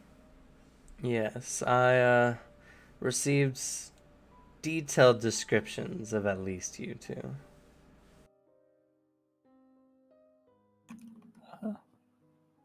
Well, that's good. At least you knew how to find us. We unfortunately didn't get a description of you, so. I can see why. So, looks around. Pulls over a nearby seat and sits at your table.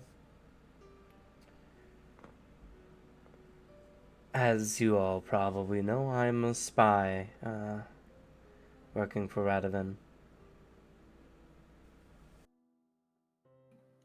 We had an inkling that might be the case.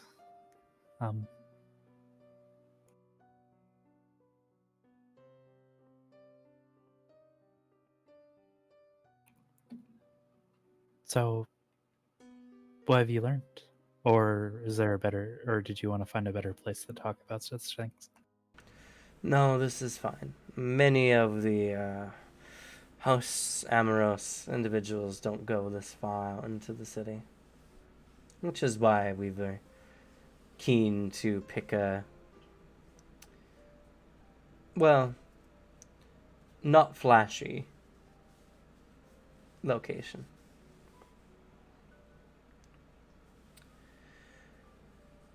I don't know how much Radovan has told you, but I am currently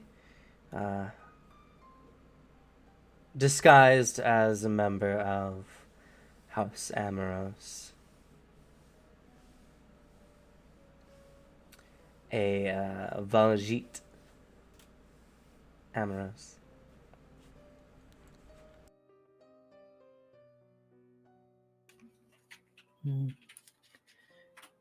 He's told us bits and pieces. I believe the Amoros family was one of the ones he was a little concerned about. Yes. That is because, well, there's just so many of them that we had a suspicion that one of their members would wake up before any of the other houses.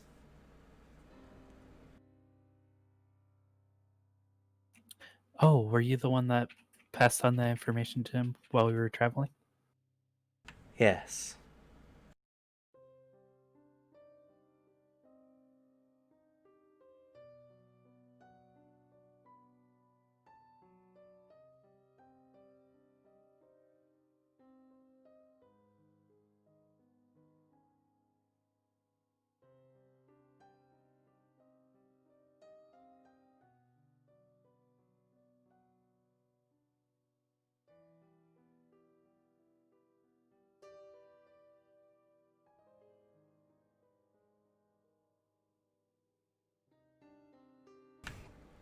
Valjeet was always a loner of House Amoros.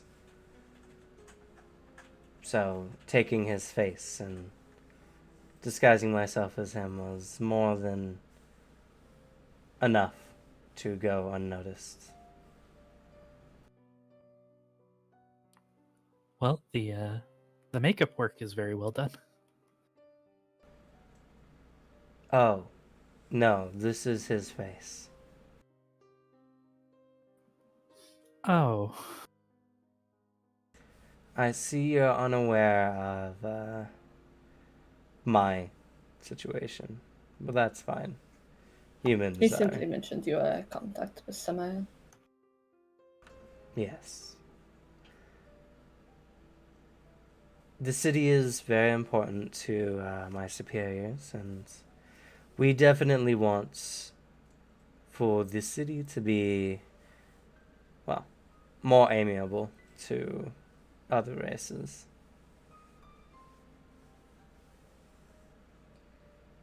Anyway, seeing as you're humans, I'm sure you're unaware. I am a Diani.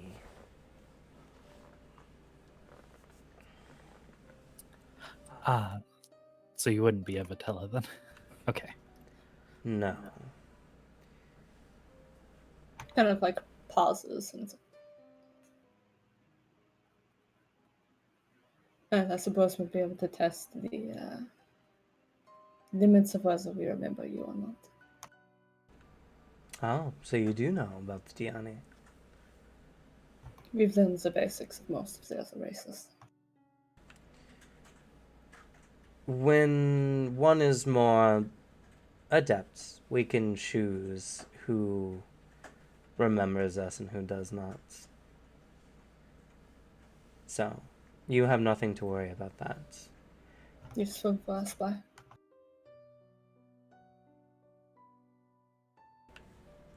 Though the ability does make it easier to move around House Amoros unaccosted.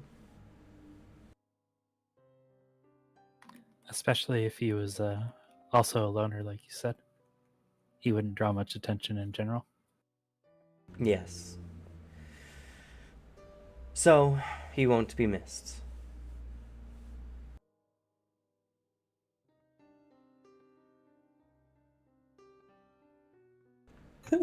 I'm just delighted that Serena's gonna be thinking, he's wearing a face. He's wearing a face right now. Every time we talk to this guy, that's another person's face on his face. He also very obviously has killed him. Or by the sounds of it, anyway. Sometimes you just take a butter knife to somebody's face. Just pop it right off, like a staple lid. Fun fact. So, House Amoros, while the most chaotic, is also a benefit for that matter. There's less family ties, as it were. And we've deemed it as one of the better places to, if anything, try to get Vitella on our side. Especially those who are not, well, overly cheerful at the ruling house Rosencratz, as it were. And there's several individuals who we've deemed would be good to make contact with.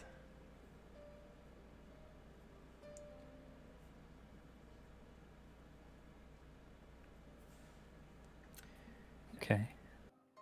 So, if I understand correctly, we're going to possibly meet these people and try to see if they'll join us. Yes.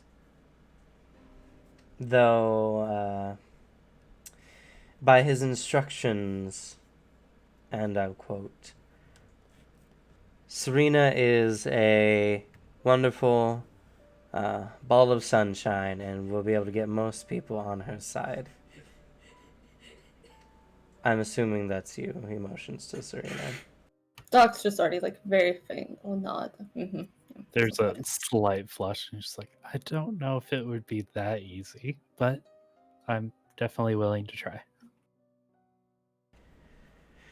So, our objective is to get Serena to, as casually as one can, befriend key members of House Amoros.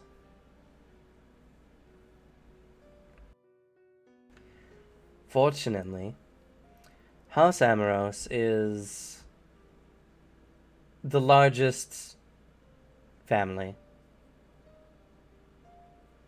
with over 16 members. Well, 15 now. He just pets a seam you didn't notice before. Oh, I need to put on more lotion. And thus, their manor requires a lot of upkeep. There are many rooms, and many of them do not have the subtler graces of the other houses.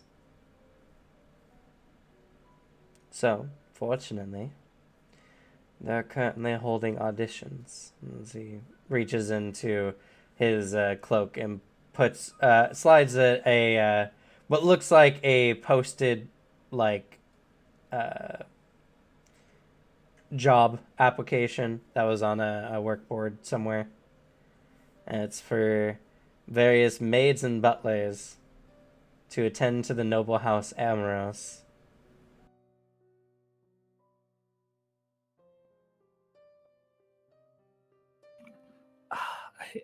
I see. Okay.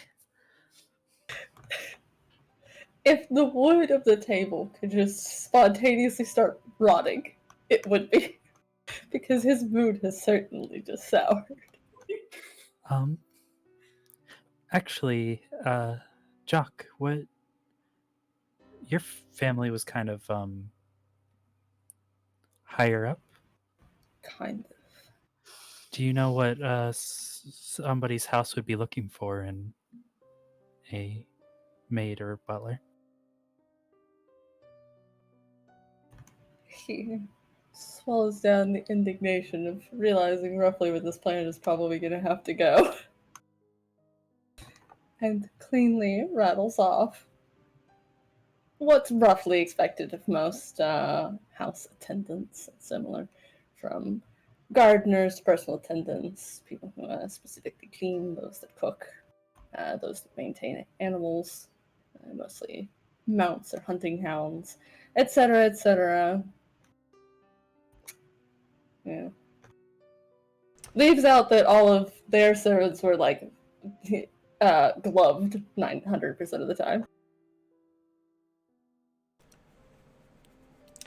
Yes, it depends on the particular noble, but No.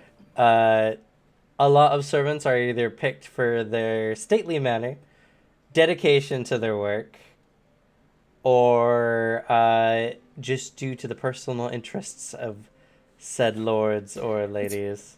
Yeah, you basically get they're good at what they do. They're proper and are basically an extra statue in the house, or they're an eye candy statue in the house, or plaything. And I assume with how this is going, all three of us would have to get this work. Fortunately, Soon as they're hiring 50 individuals. Good. At least able to blend in. I have absolutely no knowledge of nobility in that situation. Well, that's why they combined all three of us, because we are the greatest for this job, right?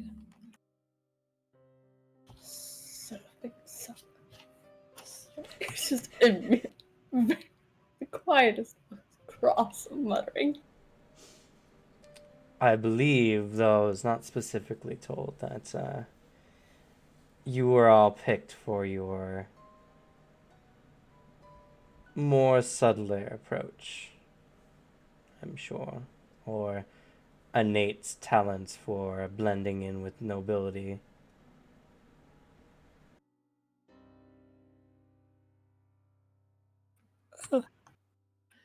I'm getting better. I would hope so, given that I am. Admittedly backwater moth. Upset hand wave. Most animated he's got so far. You, however, have the social skills of a particularly surly rock. But you're good at being quiet, which is a useful skill. Good. They might even see you as a confidant. I don't understand why they would. Well, it's kind of the thing with quieter people. They're kind of seen as, how to put it, easier to talk to about certain things than people who are very direct.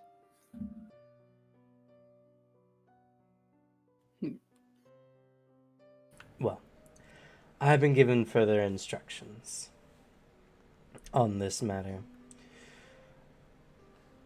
Radovan was expecting something like this to happen, and thus I've been ordered to prepare the appropriate, well, everything you all need. He gets several folded. It looks like someone had taken like some nice wax paper and folded it over like clothes or something. And he hands one to you two and to Sebastian, and he holds one remaining one, and he says, I've been told, or was supposed to be, a fourth member was supposed to be here. In Ishtar. But I don't see anyone by her description. Oh, They have been sent out on a different task. yeah. I see. Also, I was given a different description for Arthur. He motions to Sebastian. Oh, you know what it was? When did you get your instructions? About a month ago. I see. Where's the mix-up? We came across 4 more people, and it was kind of a last-second change, but we've divided up into 4 groups of different. So Arthur is actually with Ishtar and them as well. This is Sebastian. I see. Well, that's fine. The clothing will need to be hemmed a little bit, but it should work. At least for Sebastian. Neither of the bastards lift, so I'm sure it'll be fine. Yeah, but one uses their muscles. Yeah, one does use his legs. You're right about that. Man, your hems on like Sebastian's pants have to be pristine. You never touch the fucking floor. Anyway, within what Radovan deemed appropriate clothing for the eventual auditions. Well, thank you very much for providing these. Well, it's my job to make sure that you all are capable of doing what you need to do.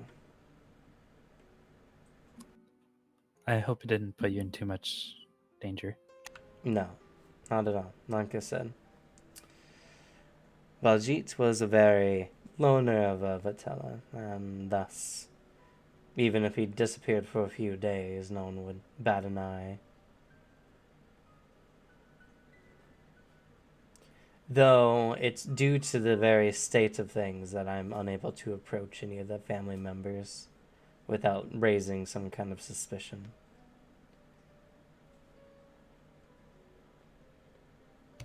And when did you say the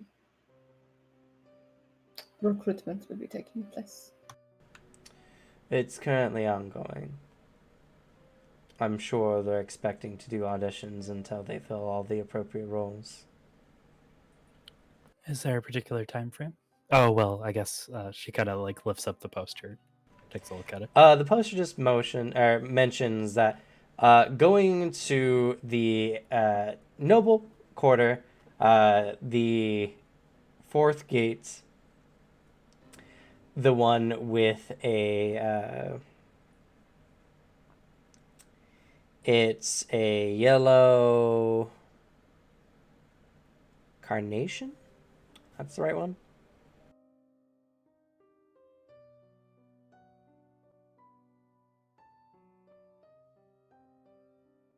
Yes, a yellow carnation imagery, which is the symbol for House Amoros.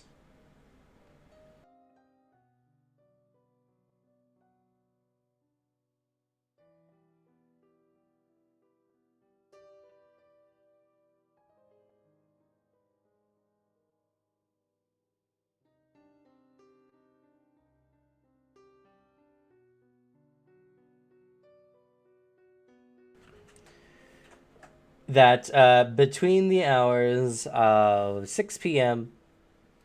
and midnight, to arrive at the house to be auditioned. Oh, then we still have some time today if we wanted to start today. I believe we should prepare before we go in there. I would agree. request a delay. As well, I have many questions pertaining to this. However, we can do that on our own time. Well, no one around here really should bring any issues if I were to overhear. So, if you have any questions, I can answer them. All right. House Amoros. Yes. How to word this? Oh, it's so weird. I have to figure out how to word this. Are they renowned for anything in specific? Tell me how strong they are. Besides being unruly, nothing particular. House Amoros is an abnormally large, an abnormally large house for Vitella. The matriarch of the family, Bo Amoros,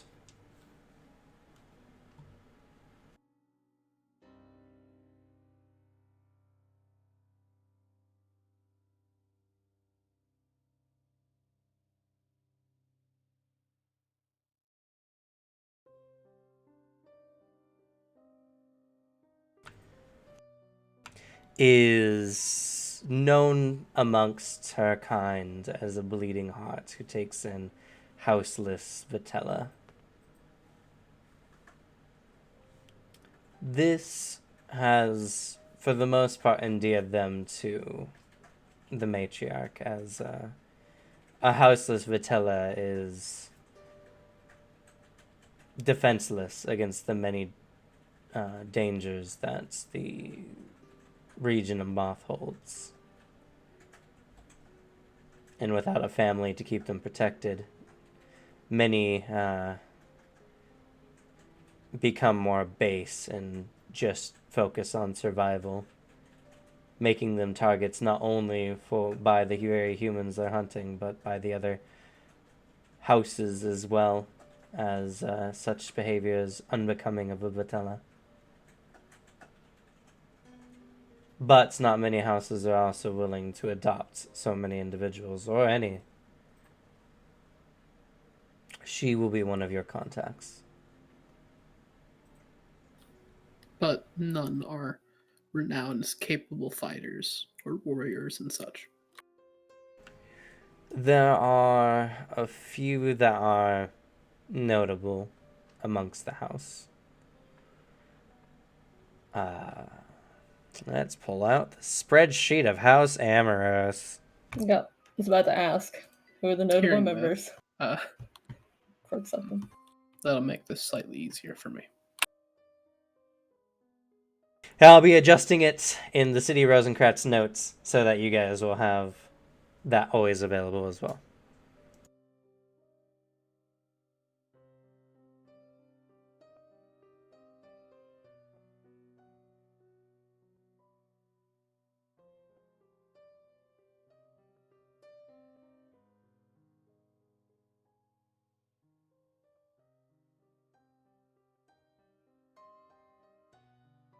Oh, I had leaf like the name, not leaf like the plant. Nope, yeah, it's leaf like the plant. Funny enough, it's because Diani their veins are more prominent than other races, even compared to Vitella. And his is shaped in the form of a leaf on his face. Granted, most Diani don't give their true name, so Leaf is just what people call him that he lets them know.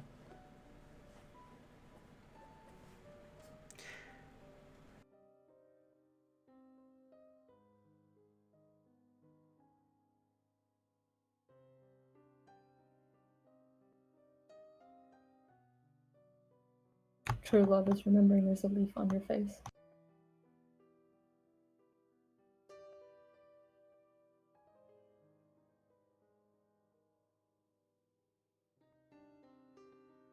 Also, fuck you, Cameron.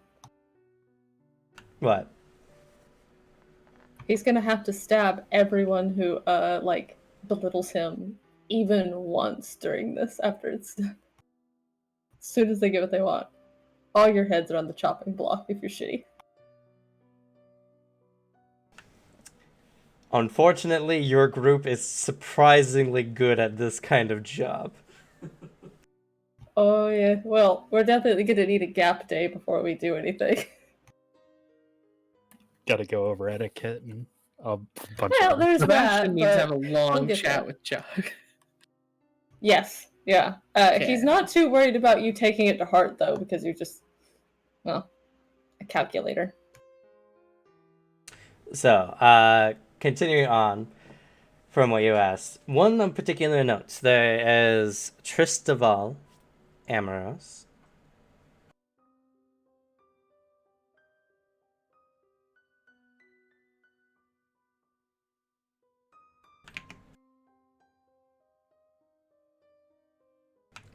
Tristaval Amoros was known as a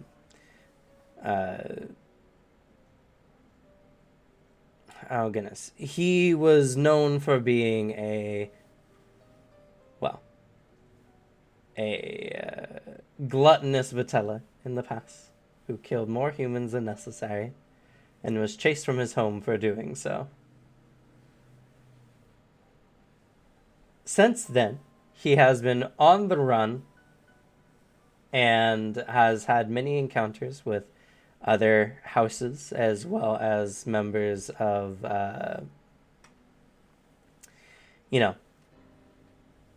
the Twilight Brotherhood, turning him into a hardened veteran as far as combat is concerned.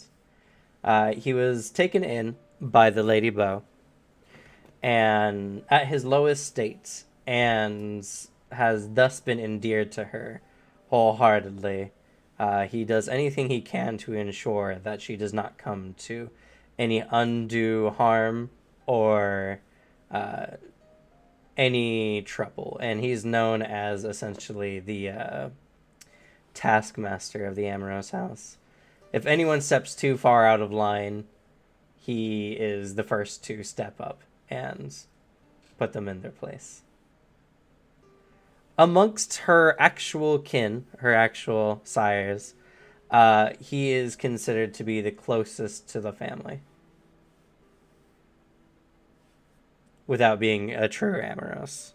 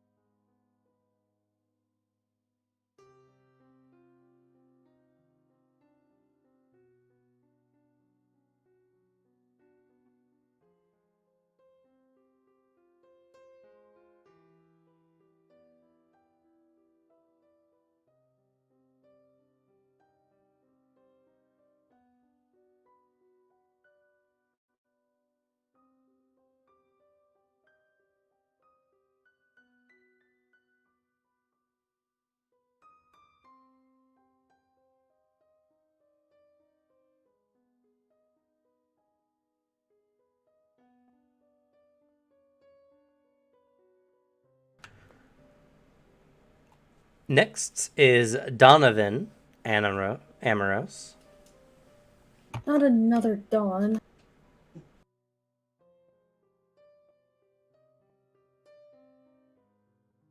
It's all undead and Dawns with you.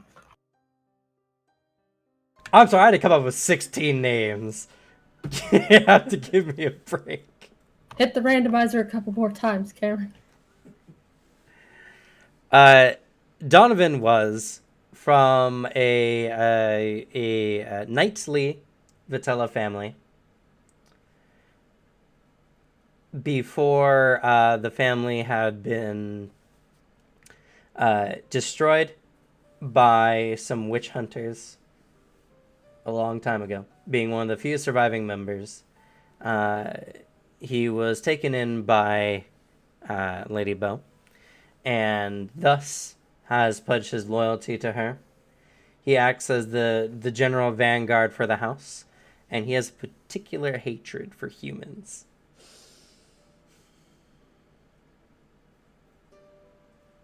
Who doesn't? Kind of hard to blame the man. Hey, listen. We're not Deva, at least.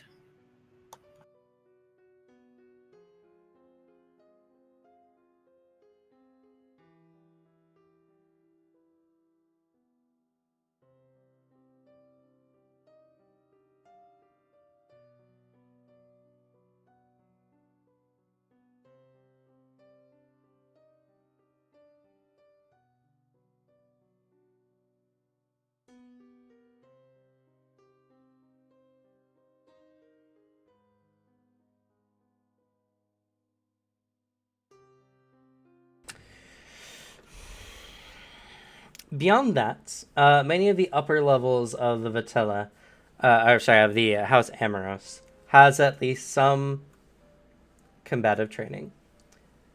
What else are you gonna do in your centuries of life? Well, Sounds like and good it's just skills. a very noble thing, take your fencing courses. Only they take them for 50 years, while some only do it for 10. Yep. The advanced version of being like, you're noble, why do you know how to fence? Because everybody does. You Exactly. have something in the arts, something physical, and then you know how to ride horses, or else you'll a fucking laughing stock. The upper eights of the house, as far as their hierarchy is concerned, all those members are considered to be combat trained and compared to a human, probably between 3 to 5 times stronger than your average human.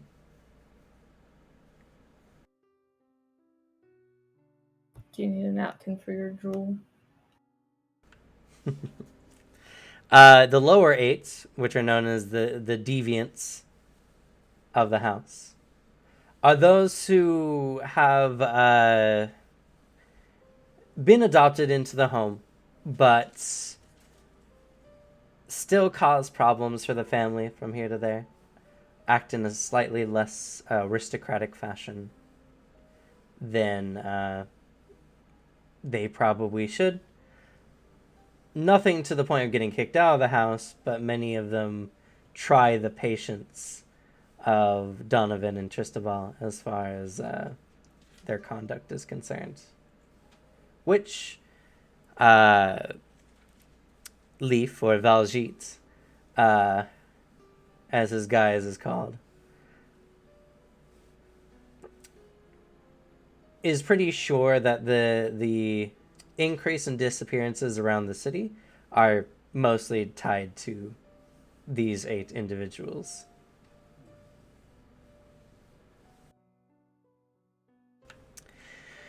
Beyond the 3 that you've been given so far,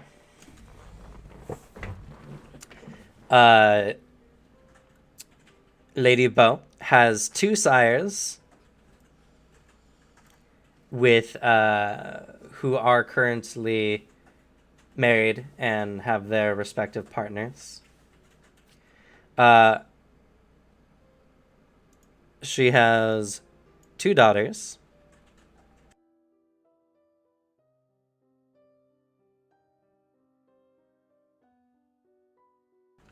Looking at the name.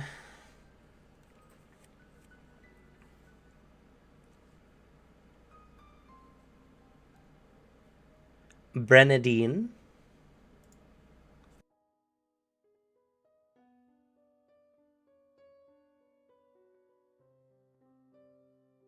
Who is married to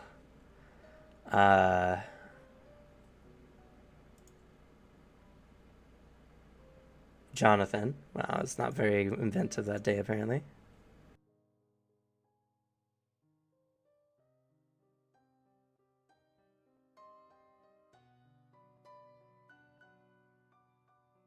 Bernadine is the oldest daughter of Bo.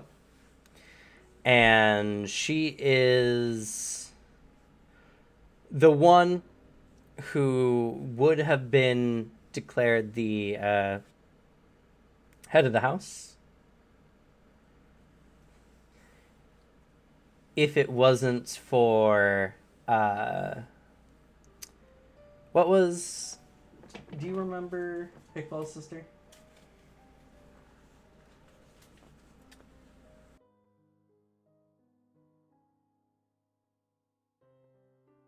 Did I not have a name for it yet? Okay. You didn't give me one. I could have sworn I wrote it down, so I didn't add it to my notes. Oh no, yeah, I did. It's Yvonne. Yvonne Amoros,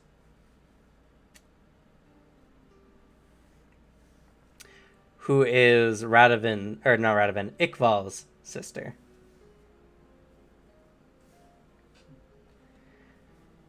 Who is married to Brenadine's oldest son,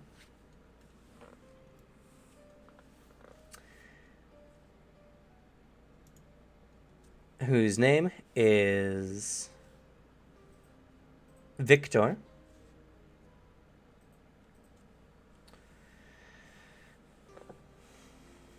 I should type these names out.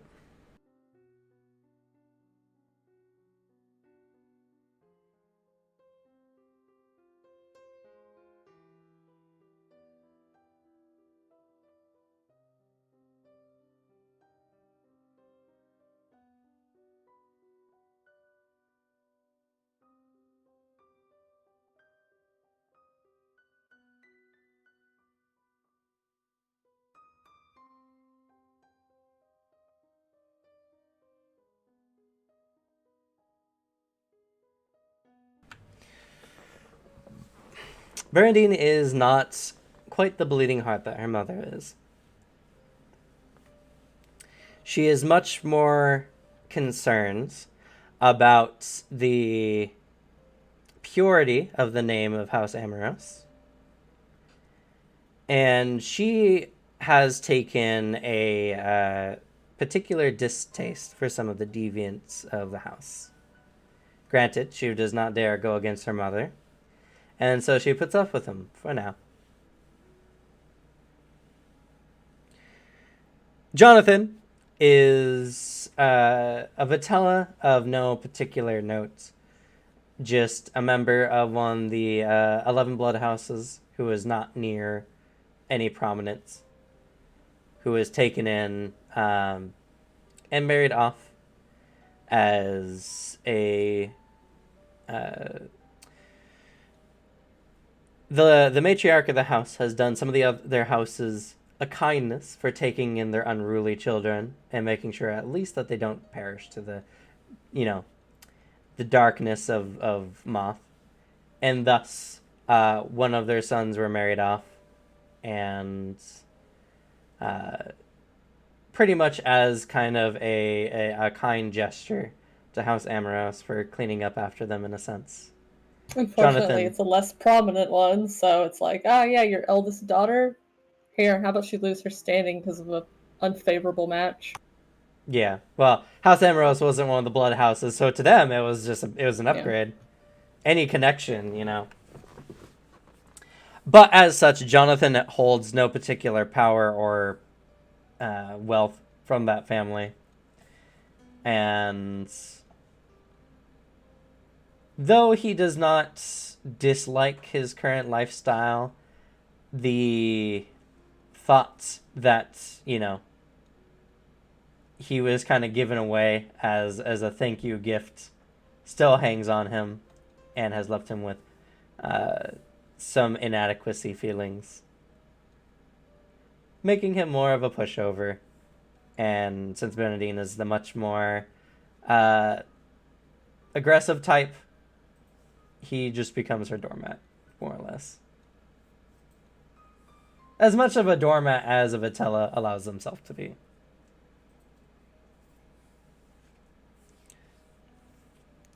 Yvonne and Victor.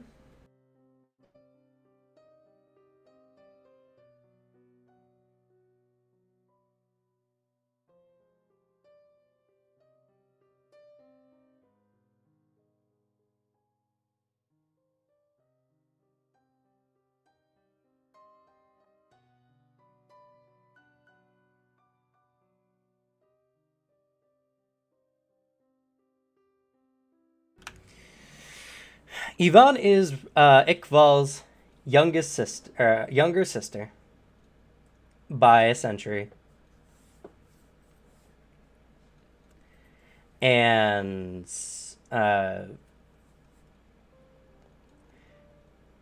was married into the Amoros family as a way to strengthen their ties with House Rosencratz, as far as being one of the noble houses of City Rosencratz, more or less. Yvonne is a rather quiet woman, but she holds about herself a presence similar to her brother's, and it gives her some air of authority. Even some of the deviant members of the house are willing to listen to what she has to say. She has become friends with the matriarch of the family and has been known as one of her Lady Beau's closest confidants. Many of the upper members of the family think that this is just a ploy by, Iqbal to take over House Amoros and to place it firmly under his thumb, causing some issues. And despite, Lady Beau well on getting into close to her 5th century, she has been unable to name a proper heir for her house due to the various house politics.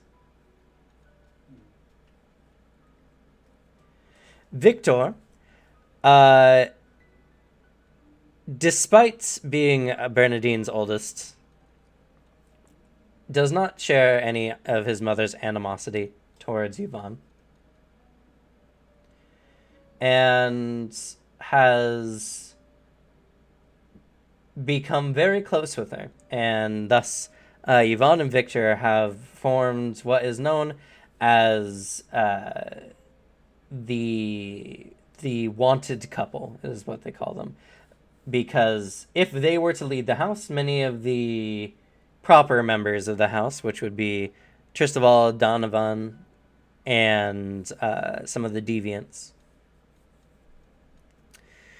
believe that the house would be led in the proper direction.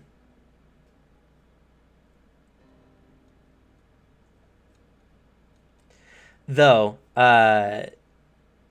both Tristaval and Donovan do have their apprehensions. As mentioned, Yvonne is Iqbal's sister. So, it's a complicated situation of politics, more or less.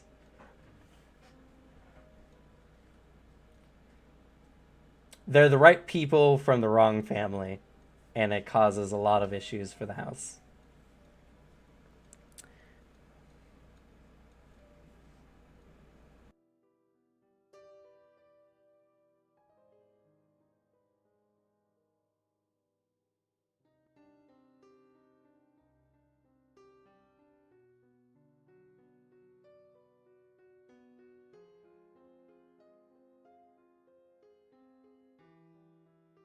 They literally have nothing better to do than write a soap opera.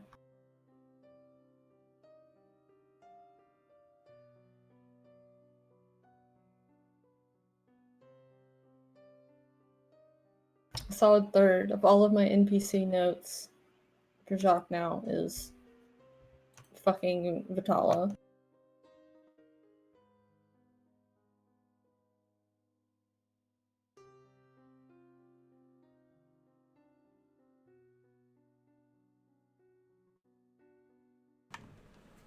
Beyond that, Beau's youngest daughter, Lilia,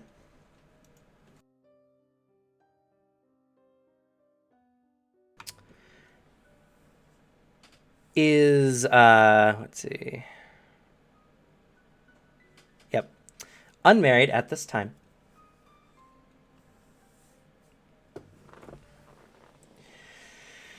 Though she is known for her what's a good way to put it? Vitella are not innately very romantic or passionate beings. They live such long lifespans and they don't have a lot of like sexual drive. But Lilia, on the other hand, seems to be much more of an affectionate Vitella and promiscuous. By human standards, it's strange. Vitella don't really view it all that strangely because it's not a very common thing, and thus, like, it's a culture shock kind of thing, I should say. Promiscuity doesn't really matter to Vitella because, if anything, it gives one the ability to possibly produce more children, which is already hard enough for a Vitella as is. Some of which needing to take 50 to 100 years to successfully bear a child.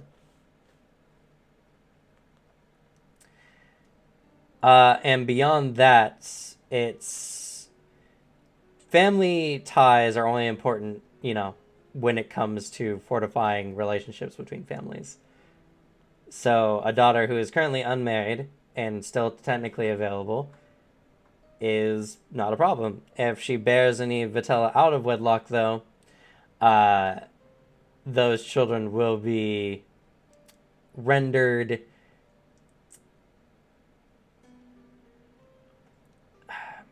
not like bastards per se, but they won't be able to heir any of the possible, things she could receive. They'll just become like secondary family members in a sense. But amongst the Vitella, having children of any regard is still a good thing. So again, promiscuity is kind of strange. But anyway, that complicated mess aside, Lilia is one of the more affectionate members of House Amoros. It is this reason as to why she is more well connected with the deviants of the family. But her promiscuity extends even beyond Vitella, as she is known for having her way with various mortals.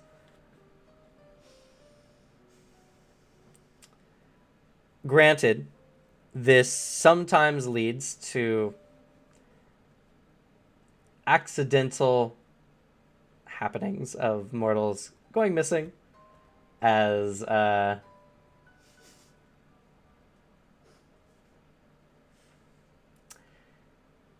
she's careless with her affection, and sometimes things get a little too rough for the squishier mortals.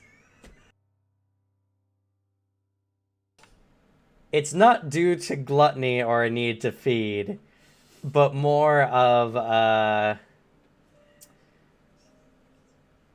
not respecting some boundaries with other people. Okay, so new plan, Sarita. We make Sebastian into a catfish. I'll be back in a second.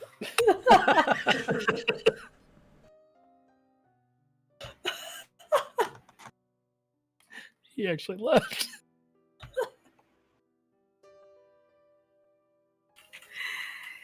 Good job, dear. You have successfully created a family that is not only all over the place, but extremely disturbing. I wasn't kidding. Literally, the only thing they have to do for fun is to like write their own soap opera. Yeah.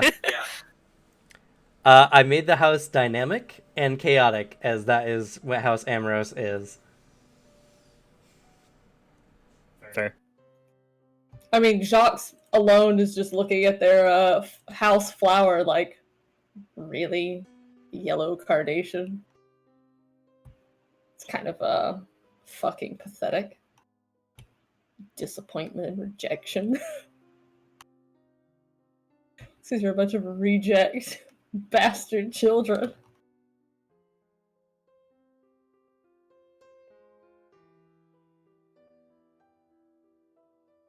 Flower meanings are so good for throwing shade, though. Oh yeah.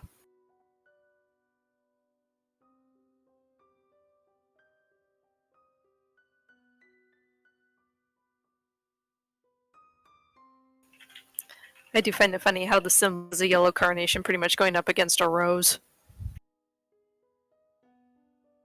Gonna get bodied. One's going to choke the other out more easily than the other one, and I don't see the carnation overtaking the rose bush. Bitches are all lucky that somebody doesn't have mint. Kudzu. God. We have mint in front of our apartment, and it has strangled everything except the irises. Yep, the only thing that I don't think mint could even fucking try touching is kudzu, and that's because it's so big it would just grow over it and strangle it all to death. Maybe blackberries. I think blackberries could probably take mint in a fight. Probably. The only hard part is so many of the branches die off. It would constantly have to keep having new growth over it to block out the sunlight. Yeah.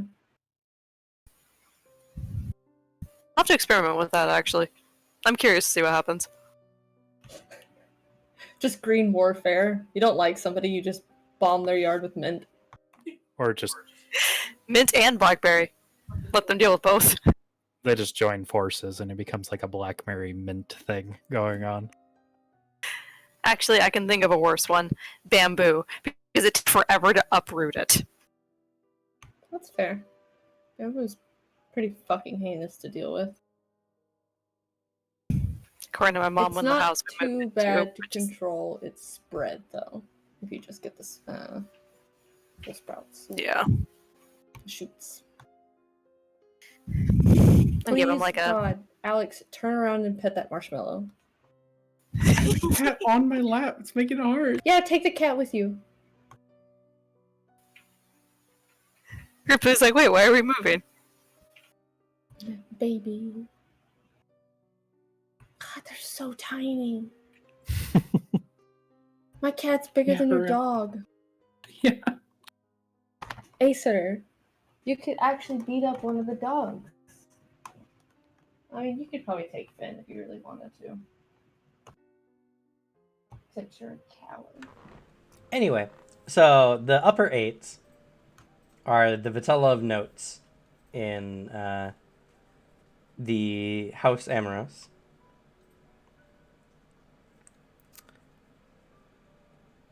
Oh, I totally forgot. There's actually 14 members of House Amorous at this point. Oh, that's right. Two of the deviants attempted to assassinate Lord Yep. That's why they Rosencratz. got. Oh shit. Iqbal kicked the shit out of them And yeah, by literally just sucking their blood out. granted, their sacrifice did not go to waste and helped revive the various members of the houses. Do you know how many humans that would have taken? Actually, it would have taken less humans. Patella blood is not as good for them as non-human or non-Patella blood. Well, it's because of his blood magic, right? Yeah. It's because he can make better use of it.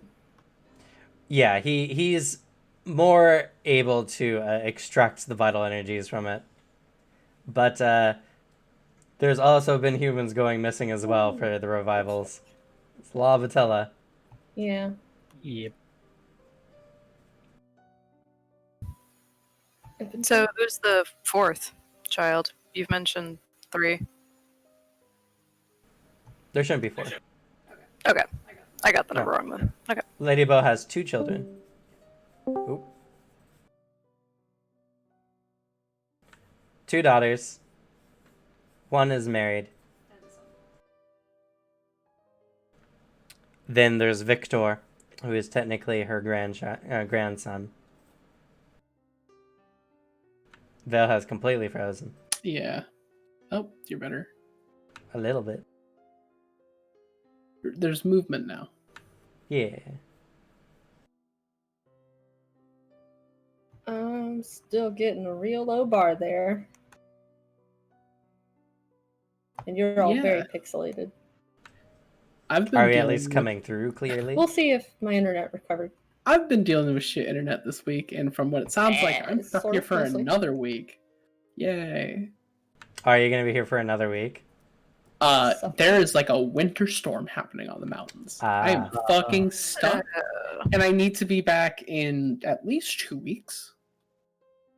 Yay, more board I games. have to agree, this is why I That's know the it should benefit. snow. On the downside, like, if I'm not back by like the 12th, things are gonna get fucky. I have Well, a that very sounds like a important you vet trip. problem. Yeah, All it I is a care me about is problem. more board games. That's funny. I have to like pay because, hey, vet, here's a very important operation you got to do. I'm just not gonna fucking show up. Yeah. Have you looked at like treads for your tires? My car is 2-wheel drive. That's where the issue lies. Is there a Even having chains is useful. Don't forget to check on a cancellation policy. You might be able to save some money. If I have to, I'd rather not because this vet is booked constantly, and the earliest I could get was like a month and a half from when I got it. So I'm just putting it out there just to save a little bit of money. true, it's teetering a line that I don't want to teeter. Fair. I mean, you should at least call ahead and inform them if you actually think you might miss it. Yeah, I Like, will. hey, I'm on the other side of the fucking mountains. There's a huge winter storm. It's not safe for, my car to make it. Just wanted to give you a heads up, but I'll tell you closer to time whether I'll be able to make the appointment or not. Yeah, I'm monitoring And the if weather. so, what can we do about cancellation or rescheduling? The usual adult shit no one wants to have to do and puts off the phone call for like 3 weeks until you have no other choice. Yeah.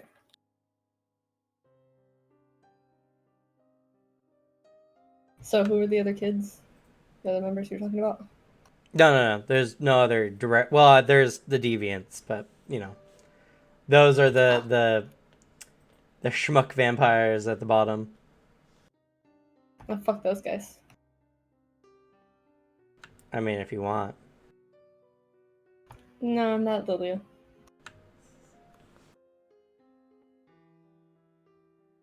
But there's 5 Also, that other would members. go horrible for them. It could very well do so. Uh, I'm sorry.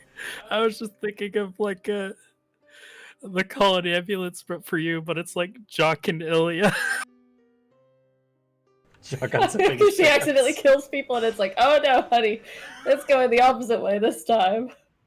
And the image just I'm gonna need a 145 check, please. Christ. Oh, Jacques could do worse if he used the dagger. Okay, well, the dagger would be 10 worse, and that's if it's like coated in his blood or something. Yeah. Otherwise, no. Fucking the literal Venom Man is really fucking dangerous. It's the worst thing you could do. It's a horrible decision. Why would you do it?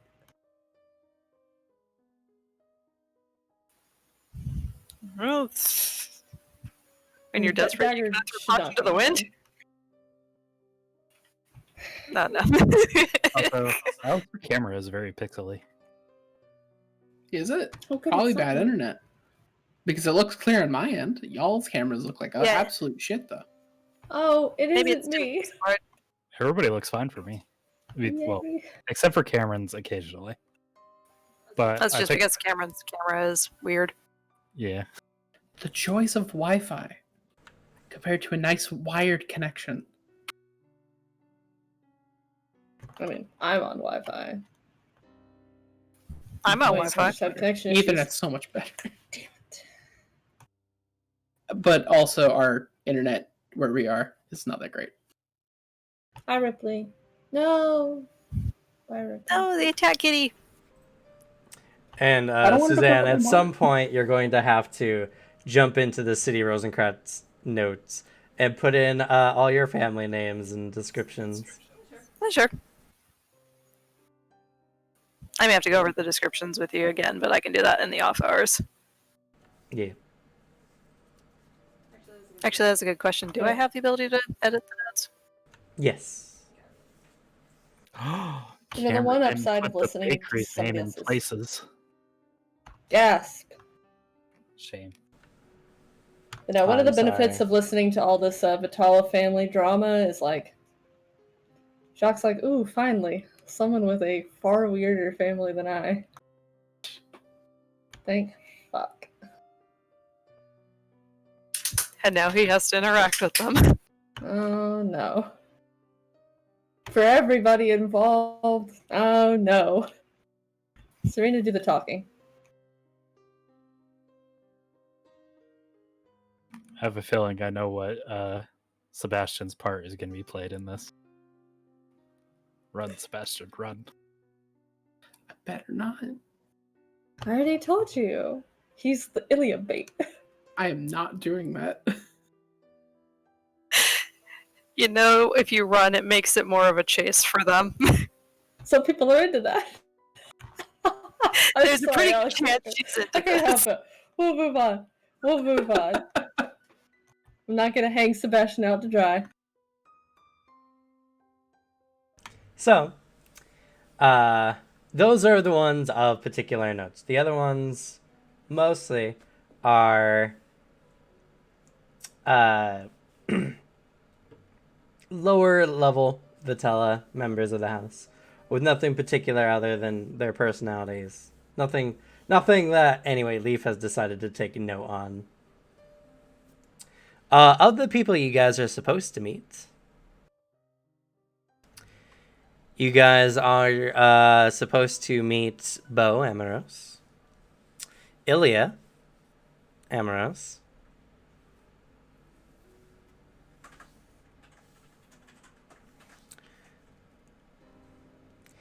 and any other members that you guys feel that you can get on your side of this cause.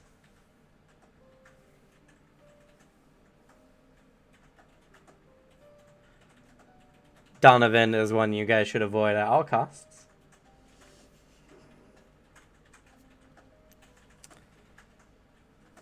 And Yvonne is probably another one that you guys should avoid. Or you may inadvertently alert Iqbal. Granted, it's not known whether the two communicates at this time.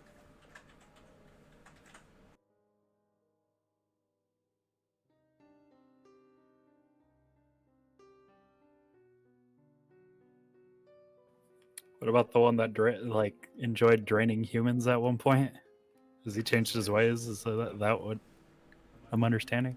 Yes, he's a reformed criminal, essentially. Okay. Well, by Vitella standards, killing a bunch of humans wasn't a problem. It was making trouble for the house that was the problem. Now, he won't unnecessarily, go draining people and causing trouble for the house. And in fact, he's very much against causing trouble for the house now. Okay. Yes. Promising? To a point, though, he does prefer order, so shaking up things probably won't be in his line of thought. Granted, if you find that he is more amiable, who knows? The two you guys are most likely to find are Bo and Lilia. Yep. I accidentally typed down Ilya instead of Lilia. Madam Bleeding Heart and Madam Living Her Best Life. Do you want the entire Serban family, or do you want just the immediate family members? No, everybody. My notes must be complete, you fool. Unfortunately, I don't know much about my grandparents. Joke. Well, your grandparents are dead, so. Yeah, so I know nothing about them. So. Spoilers. How much do you want to know about a corpse? Fuck up, Alex. They were dead over 200 years ago. Still, If I you want don't to know learn about that it now, much you're in the game. behind. I Oh, included yeah. dead people in Jock's family tree, so don't worry about it. That was Okay. going to be the surprising moment where we walk over. It's like, let's go meet the grandfather, and it's just a corpse inside of the thing, and we're like, oh. Story moment, emotional. No, that's House beat. Crow. There you go. Grandpappy's in the corner. There's a rocking chair with just like that withered like fish skeleton thing from SpongeBob. Really creepy one. It's like to like just impose on people. They're just like, so I would like to talk to your house leader, and it's just a dead person in a throne. And it's just like, these people are off. They start pulling out some weird shit, like chanting, and they're like, hold on a moment. I have to drag the spirit back. And you're like, okay, all right, no, just somebody else maybe.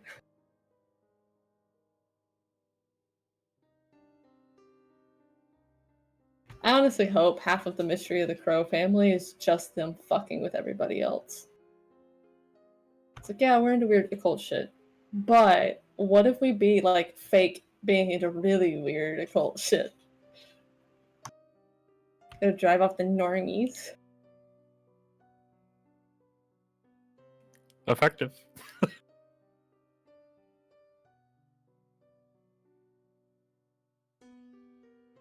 Beyond that, you guys are refreshed on Radovan's home, Rosencratz.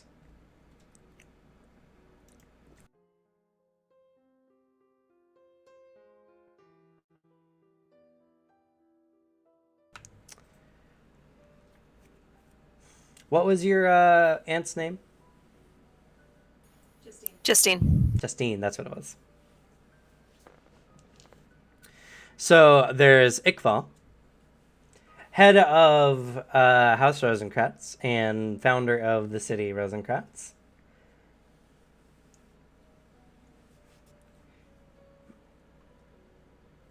He is. It is said that his family line has a deep intrinsic ties to blood magic, and Iqbal has used said blood magic to make the other houses submit and follow to his demands. Beyond that, he is well known as a very intelligent and methodical planner, and he set the groundwork for making City Rosencratz what it is today, with a booming economy and ensuring that plenty of humans would have access or be able to come and go from the city.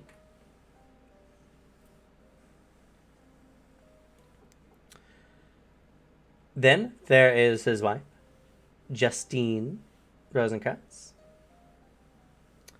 whom is Anastasia's aunt, sister to his mother.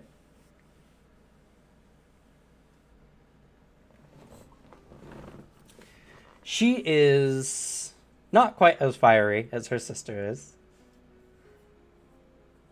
but she does not let Iqbal walk all over her as well. She maintains herself as a very dignified lady of the house and prides herself on being the lady to the main house of City Rosencratz.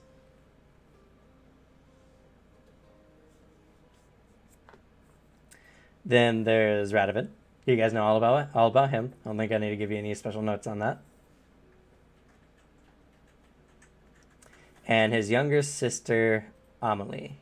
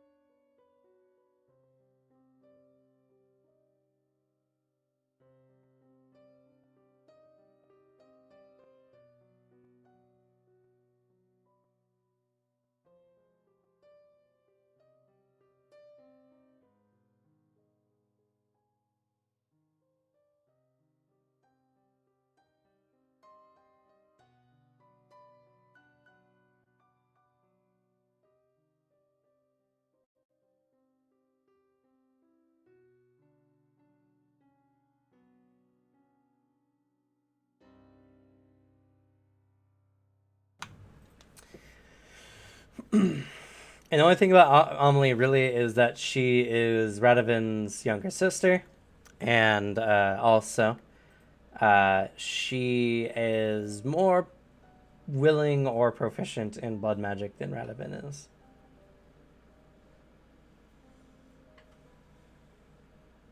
Radovin also had to incapacitate her for a while as she woke up around the time he did. Because he was pretty sure she was going to try and wake up their parents. Exactly.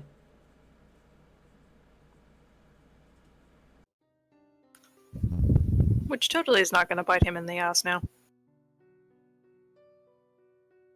Yep, Frog marched to his dad. Yeah, he's in tons of trouble.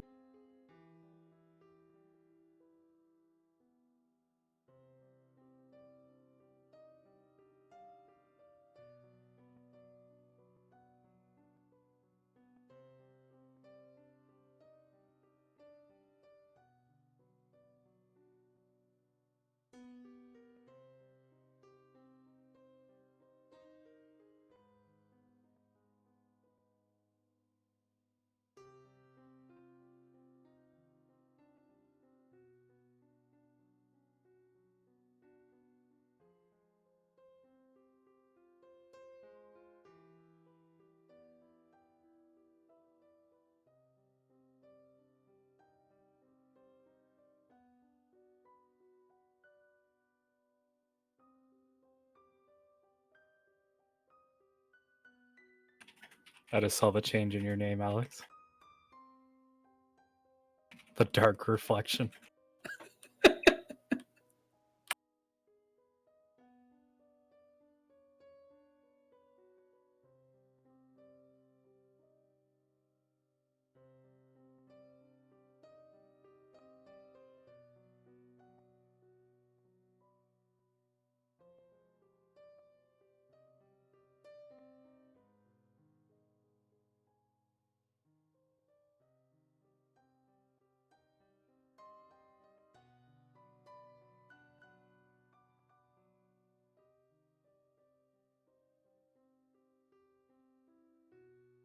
The animals have no business looking cute at the same time. My hand has been taken. Sorry about all the notes there. But everything is in the handout, or at least a brief summary in the handout. You guys are free to change those notes if you guys decide to do so. Did you have anything to add to the notes? Just like the cutest spot? Yeah. Not a very interesting Twitch stream, unless you're very into the deep lore. Wednesday game's always lore dump. It's because they have, like, at least a singular brain cell. The other ones, it's like... game, yeah. We need the information to succeed. Yes, we don't have a choice. We can't just punch our way to success here. The other group, even if they shouldn't punch their way to success, they'd just be like, nah, fuck it. You're talking too long. Tell me where it hurts most. We can't just Sebastian was we can't just swing on Dragon. We need Dragon's social security number in the grade school he went to. Sebastian like only asked as well because for him he's like, I just need to know if they qualify like my level of do I give a shit about you being strong, to know how much bullshit he would have to put up with and just like play in that moment. He's like, okay, if they're strong, cool, it's gonna be a little easier because I don't view them as like worthless. I mean, all of these things are going to be supernatural creatures. They're literally superhuman by basis of existing. That's true. The weakest Even the Vitella, garbage ones. the weakest Vitella is still stronger than like some of the strongest humans. At least you have Anastasia as a baseline. Pretty much, he's gonna assume they're around their level, and then so he's not going to be dismissive to them. With the added benefit of one of the houses is full of fucky ass magic, everybody guesses, and one of them's full of blood magic, and one of them's literally, we're going to spend all of our lives training to fight. To be fair, when you live in a forest known as the Forest of Gehenna, which Gehenna is literally just a different word for hell. Yep. You need some badasses at your back. Well, we have dibs on one of them, so we'd like him back eventually. True. You can probably have him back if he decides to tell them the truth.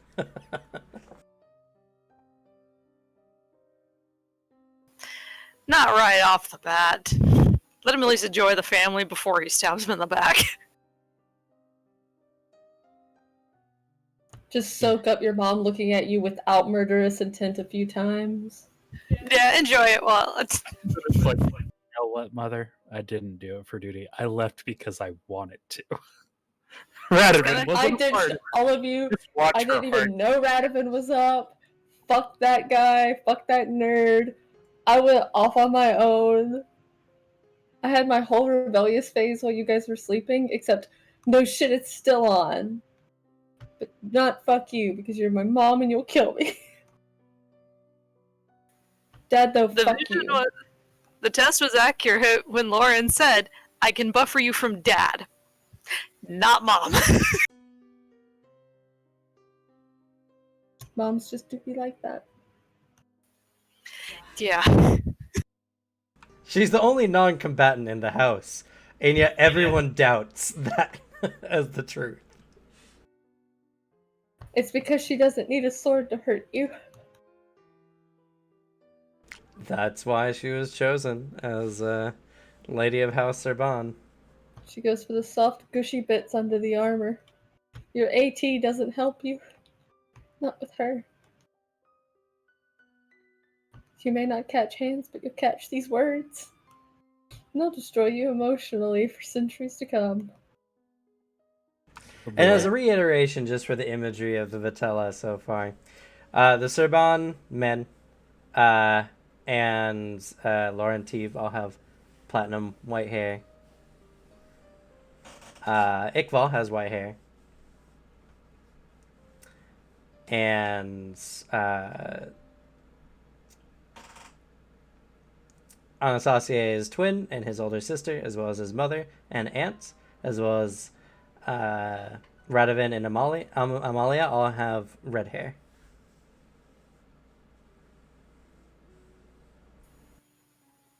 Yeah, and Lauren was the only one that had like his hair longer than the others. Yes, unlike the your father and his brothers. A lot of the Have younger... you been trimming your hair while we're out and about, or have you let it No, grow he out? has not, so it's longer and it's in the way and it's a problem. Mainly because he tried it once, butchered it, and he just doesn't want to attempt it again. You'd ask Finn would cut your hair. Who knows, maybe he'll ask how Finwith braids his hair. They take hygiene and breaking your hair very seriously. Braids were not exactly taught. No, they just like if it's long enough to braid, chop it the fuck off. Or keep it tied up in a ponytail that someone could possibly grab. Yeah, no, it's gotta fit under the helmet. Yeah. Anyway, was there anything else we needed to ask Leaf? Or anything else he had? He's told you his general information. If you have any further questions, he may or may not be able to answer.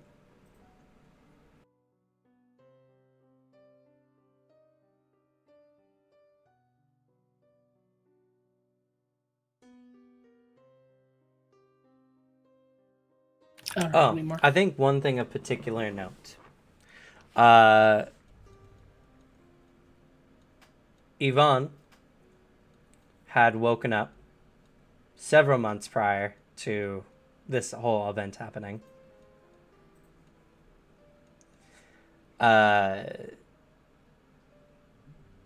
During that time, she remained mostly inactive.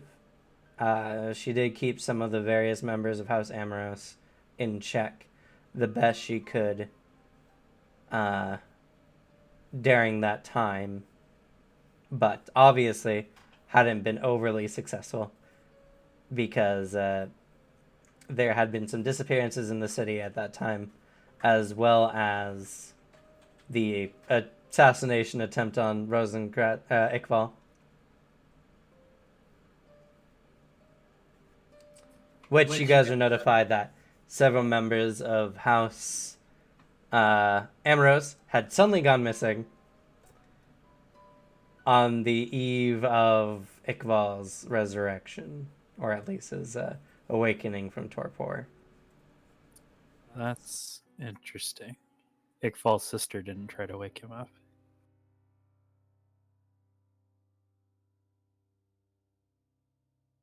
In all fairness, she may not have had time to, with how much he was having to wrangle. Months? No, even wrangling the deviants and stuff. Like, if you really wanted to wake him up, them running around and killing 2 humans and the times it takes to slit one's throat over Iqbal, it's nothing. Interesting, though. Though you may be slightly worried that he'll just kind of like sponge out the blood, like unconscious.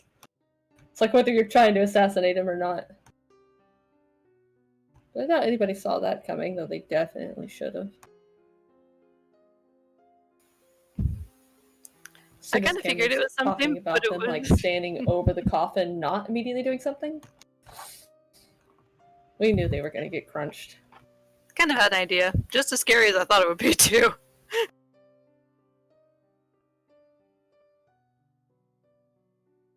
I mean, what fucking idiot, like, just opens the coffin to the head vampire and is like, oh yeah, we can afford to sit here and have a conversation. There's no way this could backfire.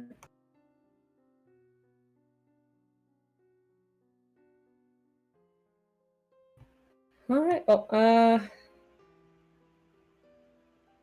can't think of anything else unless, because I don't think too many of the other houses go kicking around inside the Amoros house. Unless they visit for tea time. I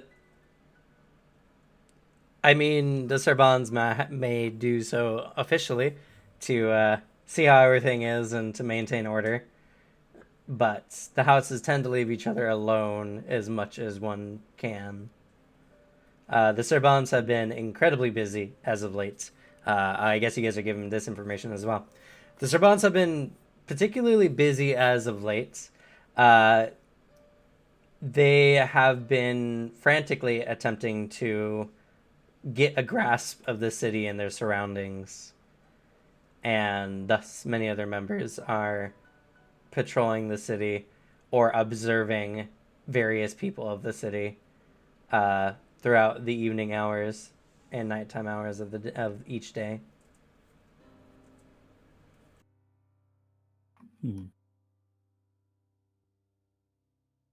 The head of the House Sorbonne is currently missing, or at least he's not in the city at this time. Oh, okay. Yeah, you guys got some weird information because it's secondhand. But yeah. Yeah. I was like, the head is missing, but wasn't that? And then I remembered, it's not the dad anymore; it's the older brother at this Yep. point. Yep. Laurentine Serban. Actually, the pronunciation's off. Oh. I looked it up.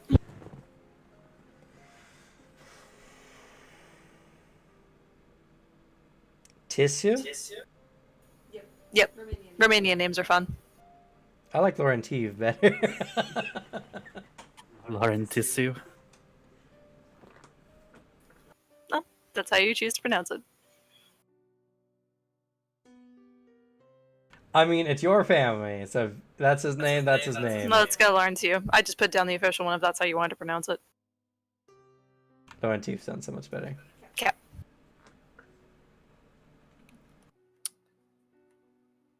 Yeah, Laurentisu kind of sounds like a weird dessert.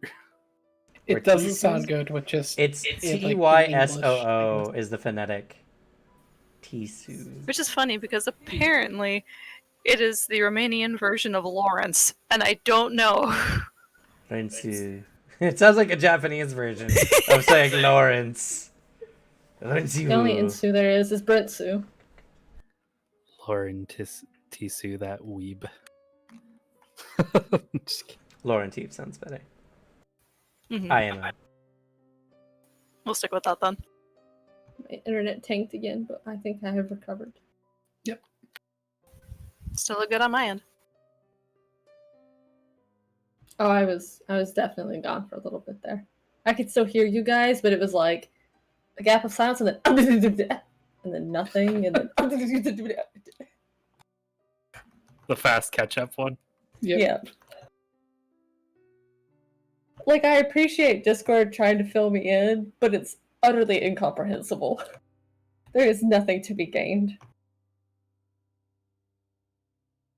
Anywho, so now you guys have to contemplate. You guys have to disguise yourselves as house care Servants! workers, servants. Disgusting. And not only that, but you have to impress them to allow them to allow you to work for them. I was hoping we'd get a little further today, but it's okay. Lore dumping took like an hour. Mm-hmm. Happens.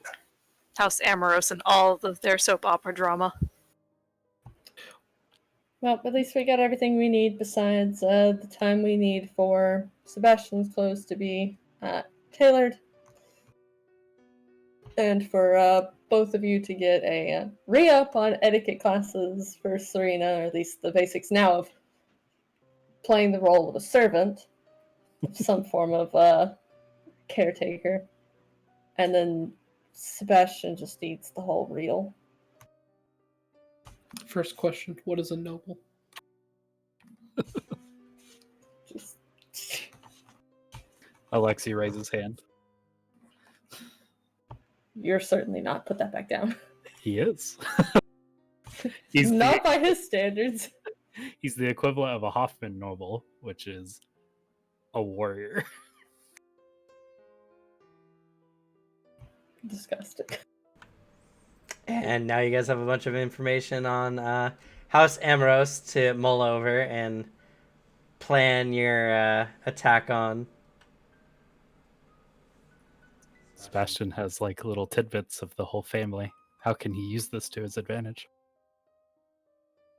Unfortunately, his tactics are not designed for social situations. Oh God, no! Those would be docs. I can like put you in a position where you'll die. Like, that's more my strength. Politic tactics. Oh no. I can And then- organize a coup. Like, Anastasia has to figure out what they're going to do in this whole situation. They've been absolved of leaving the family, and now have been glorified in your return of the wayward son. Yep. Oh, is this I'm it? curious. Bitter taste. I'm really curious who you're gonna break to first. Did Well, you it's do the obviously not going to be twins? Trey. Yeah, figured not. Not, Talk to not mom. Trey. Probably not dad or uncle. So it's pretty much No. mom, or are you gonna go slither over the crows and be like, hey, can you send a message to my brother and bring him back? I really need to talk to him. It's like really important. The guilt is crushing me to death. By the way, I've been planning for this whole you three going into House Amorous as servants things for a while. So when I revealed it and I just saw everyone just like, no, I was like, yes. Well, Ishtar saved from that bullet. Dodge that one. No, yep, literally as soon as you're like, yeah, it requires a lot of maintenance with such a large family. Jacques like, no, no, no, damn it. Not this. I'll never recover.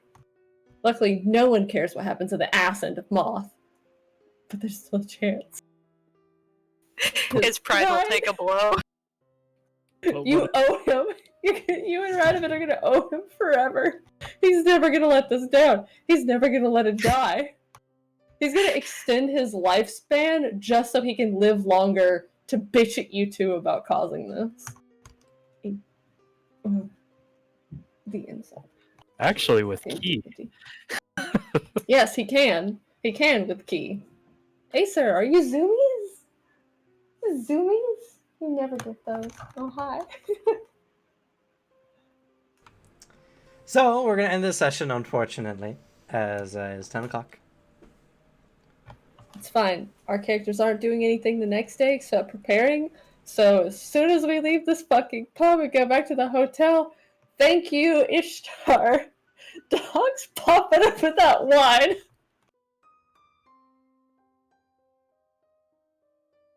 And is going to have a bit of a hangover tomorrow.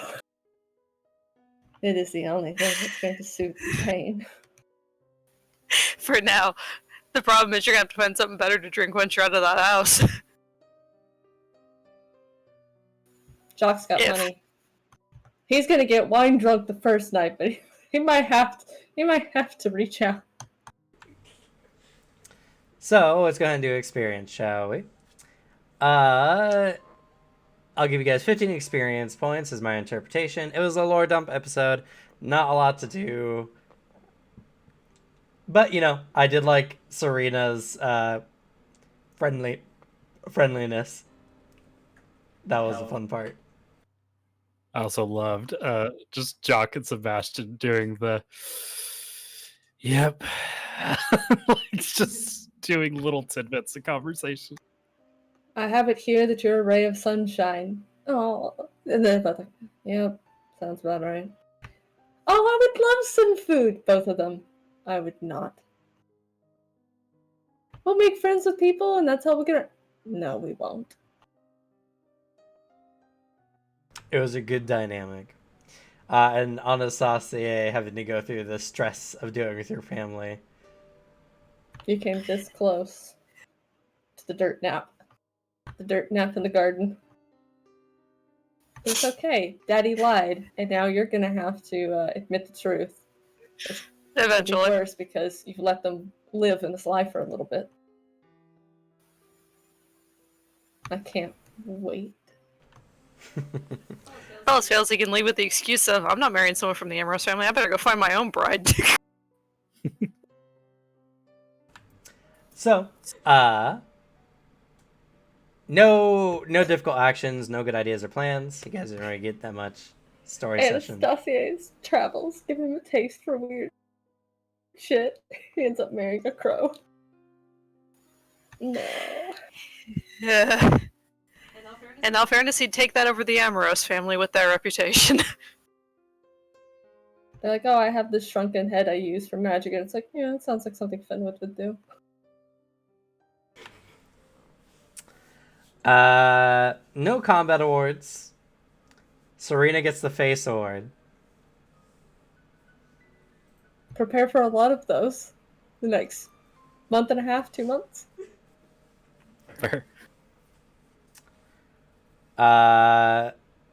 Anastasia gets the pity award.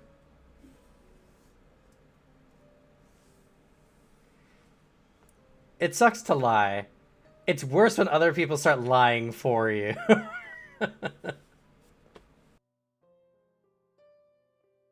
Utility wasn't really brought up this session, unfortunately, so I'll just have to wait till next session where Jacques is going to have to pull both of the weight of the full group trying to make sure that they don't bomb this. And I'll go ahead and give everyone here an additional 5 experience points. The big lore session, and there wasn't a lot to do, but there's going to be lots to come. And also just kind of as a staple for, we have a lot of combat in the other campaign, so to keep your levels more or less the same, you guys are going to need some injections of XP here and there. Level 7 is mine. Nice. So, player nominations and or kudos. I love the dynamic between Sebastian and Jacques. Just acknowledging that each other is not social, but still having a small bit of conversation where you're only giving like partial answers. It was so good. It was.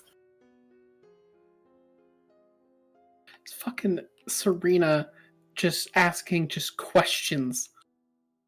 To the Yeah, man her who- small talk with you is just... I didn't know how to. It was so weird. Jacques I couldn't think- do it anymore.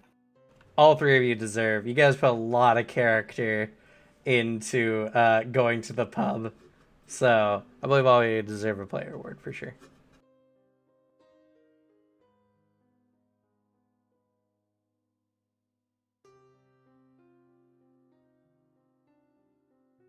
Anastasia, you get a player award. Lying to your mother, one of the most difficult actions one can do. And you succeeded. I'm not sure if that's a good thing or not, though. Now you have that dirty stain on your soul. Not on your heart, though, since you guys, you know, the mantelpieces and all. Hey, his is not up there yet, so he's still got it. Oh no. I mean, technically they Yeah. also have it. But Yeah, because agree, gross. Yeah, but it's not officially up on the shelf, so that guilt still remains with him on that.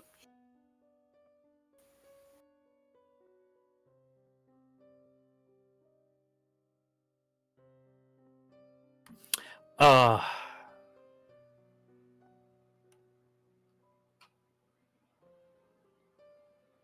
trying to think. What do you think on that out of character pity award to Alex? Lily was just handed to us to hurt him. Yeah.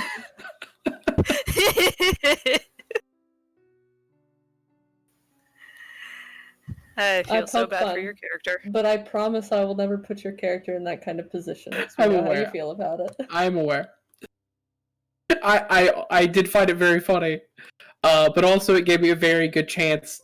Both I did need to step away for a second and make it a joke because I straight up kicked a can and spilled a little Pepsi on my carpet. And I was like, I gotta fix that. Why the fuck are you drinking Pepsi? That's all my family has. Fucking disgusting. It's Diet Pepsi. Fair. Very fair response. I'm not picky. Oh no, the stream. And it's diet. I'm not picky when it comes to soda. And it's diet. What the fuck is wrong with you? I mean, Hold on, my drink of swear, I drink tea. I don't even drink soda that much. Look what you did, Alex. And I as soon as clipped I get this, that. You make me ruin the Twitch setup every time you do shit like this, Alex. Oh man, I actually loved. I was like talking with Alex after our conversation. She's just like, I don't. Well, first I hit with the "you thought you were safe, but Serena is here." It's so funny because we got to develop your character a little bit more because they're not used to small talk, and it's fantastic. It's a weird concept because also immediately where you're from pings every fucking red flag he has. Just, okay, Yeah, they're there's Jacques sitting there watching you like lock down when asked, like, so, where are you from? And it's like, I don't fucking trust this guy. He's a goddamn psychopath. And the worst Yeah. part is, like, Jacques has your lack of people skills, but he has all the knowledge to have people skills. So it's just the most painful fucking thing in the world to watch the two of you on the opposite ends interact while he's dead in the middle by choice. It's just horrible. It was so good. You're just gonna have to pretend to be a fucking mute in the Amoros house. Jesus Christ.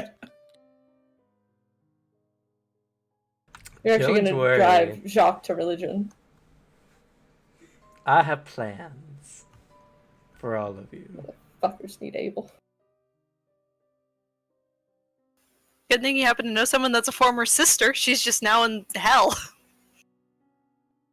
Oh no, remember you were ordained. As priest. Yeah, but if you were looking for any religious relief from her, she is gone. So now you gotta find a complete stranger in a church. We can't allow Radovan near the concept of the magic marriage rings and the reminder that Ishtar is ordained and can legally marry people.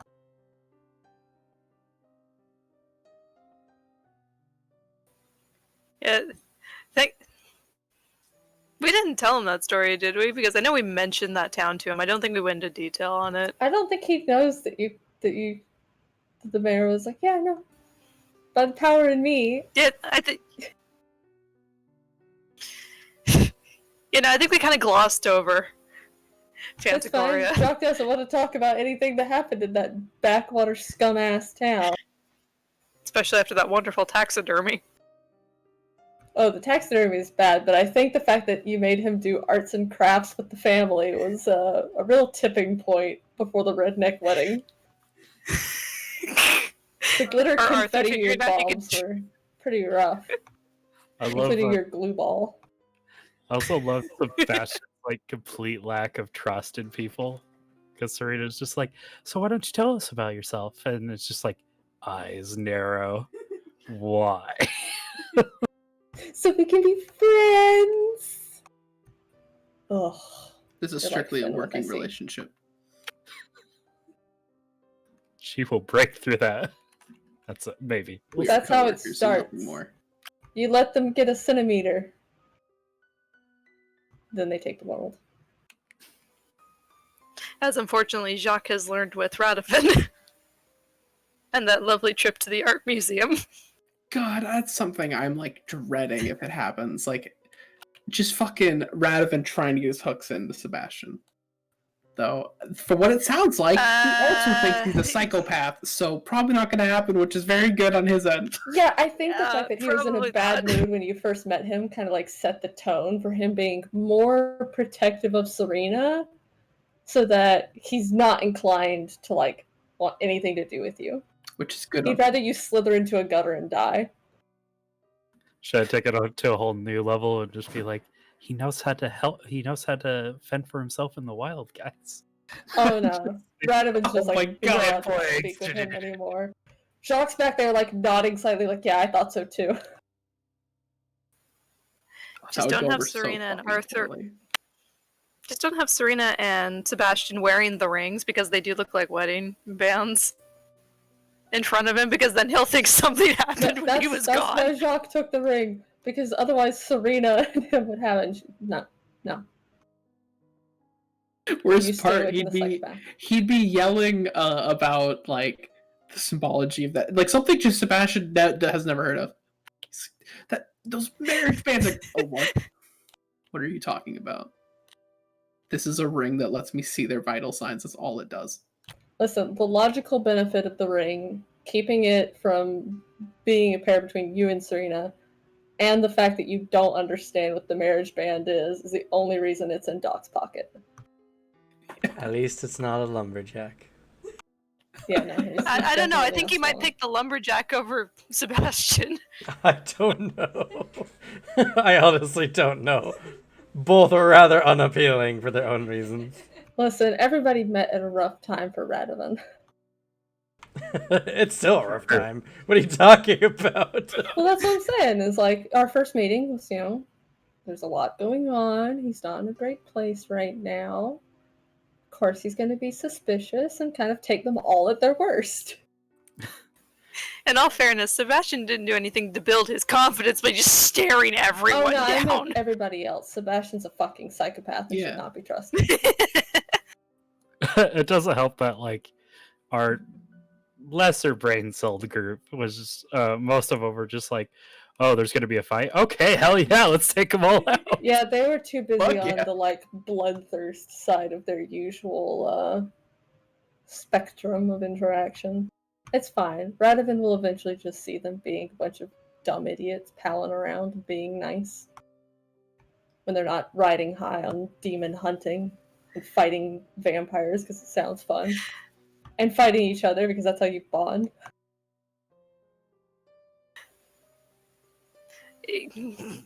I don't think he'll ever get used to that. It's not refined enough. It's too barbaric. But so effective. I don't know. some people Effective, like the yes, rustic doesn't mean he's- charm. Like Serena. Just needs a little bit of work. Any other kudos and nominations before we just wrap up? Nope, this is fucking cursed. And Cameron, you're an asshole. Jock's gonna stab every one of those vampires and then you. Oh, the 3 for time spent, maybe? No, I said that don't know. earlier. Did we? Okay. Yeah, because I didn't add that to mine. Because I don't take that. Fair. 15, 5, 7. That's what I received. Well, then 3 for time spent.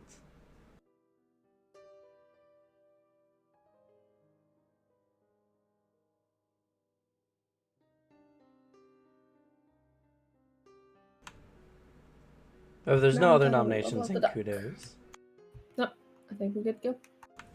how'd you guys enjoy your first session in the Rosencratz arc? It's gonna be an interesting couple of weeks. I see the horrors laid out before us, and gonna be jumping in it with a smile and a gotcha attitude. Go get it, or yeah. Go get him attitude. But Sure. you're close. Yep.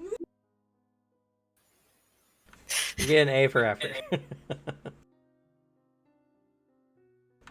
It's the exact opposite of me, Cameron. So, how'd you find coming back to your family and then being absolved of all sin immediately? Absolutely horrifying. Because he knows the lashback from this is gonna hit, and it's gonna hurt. And he's not sure who's gonna hit harder. Dad or Mom? He's more scared of Mom, but he also knows Dad can hit pretty hard. I mean, you're just gonna break your mother's heart. It's fine. Oh, the guilt trip will definitely do him in. But I think he'd rather take a physical beating than have to deal with that. He's already at the point like, I should have gone with them into the forest. I should have gone to the forest. I should have dealt with that. I shouldn't have come here.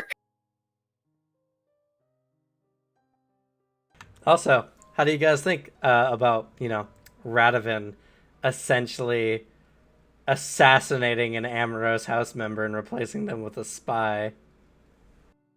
Kind of fucked up. Fair. Sebastian immediately hearing all this was like, smart. Makes sense. Spicy, a little bit of fun. Good way to do it. It somehow surprisingly fits, especially given that Radovan did say he needed help to deal with his sister as well. For Serena, it was such an interesting thing because it's like, oh, somebody died for this, but also, oh, that's kind of sad that he didn't have anybody that would notice that he's gone or replaced. Like that's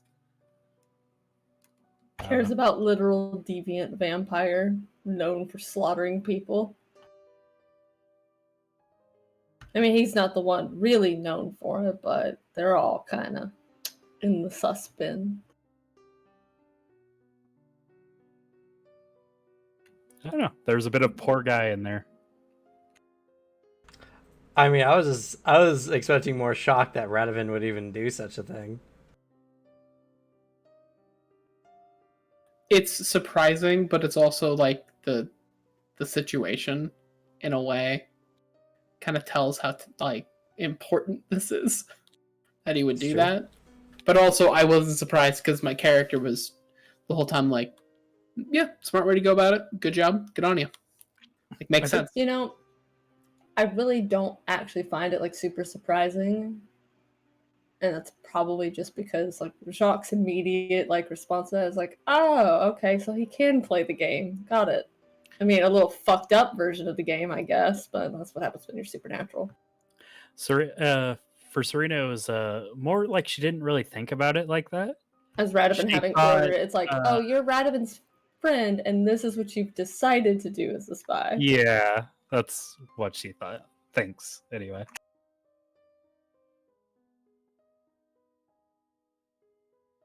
Yeah, Jacques would assume either, no, this is just somebody who's a spy for you, and that's the route they've decided, or, damn, Radovan, okay.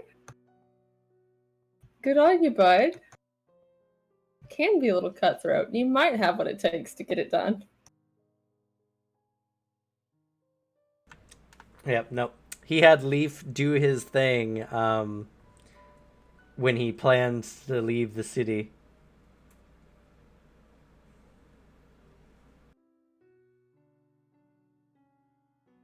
Is the most efficient way. And he needed an inn. Poor nameless vampire. It was nameless. Belgique Emerose.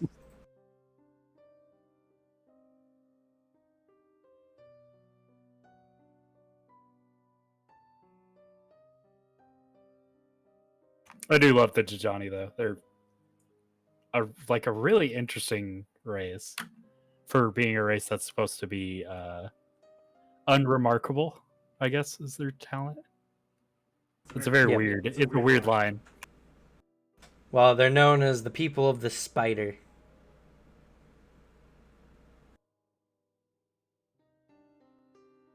And their ability to steal faces.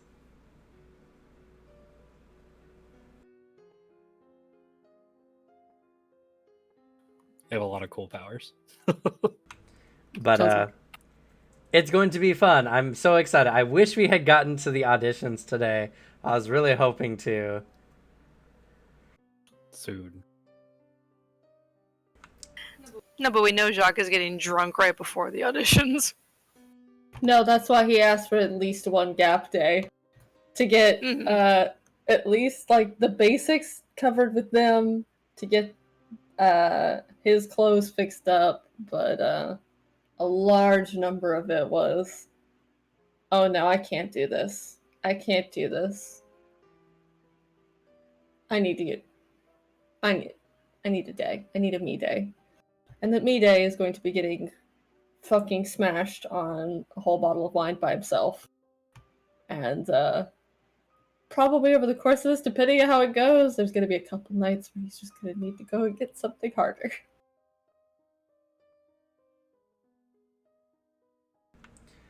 It's going to be interesting. And the Sunday game is going to be a lot of fun, too.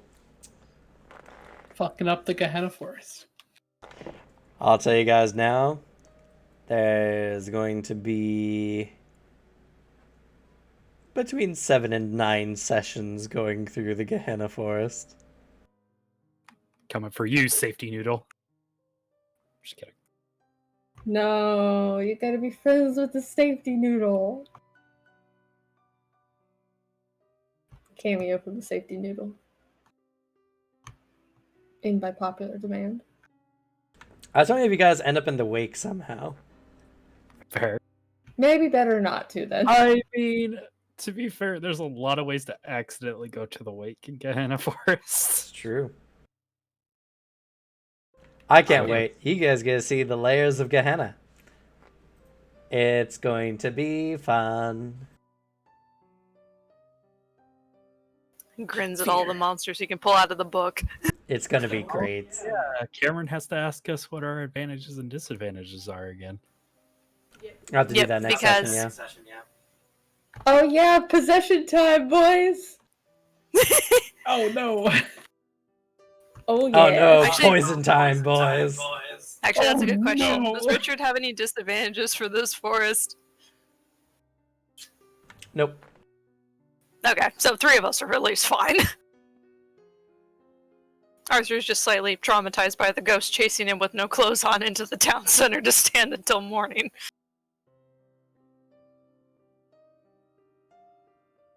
Oh, you don't have to worry about those. Those only appear on the outer rings of Gehenna. I don't know, much worse shows up inside. Yes.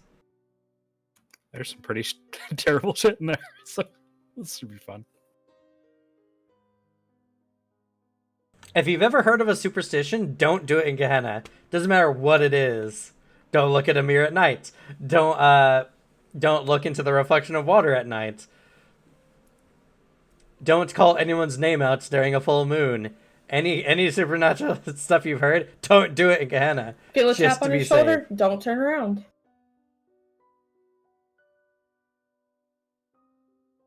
If you see a lady and she asks you how beautiful she is, don't answer. Just play deaf, blind, and dumb as fuck.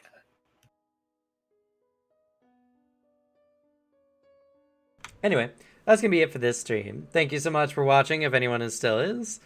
We appreciate you. We'll be back on Sunday with more shenanigans in the Rosencratz art. I can't wait. It's going to be fun. Have a nice night. Say goodbye, everyone. Bye-bye. Bye.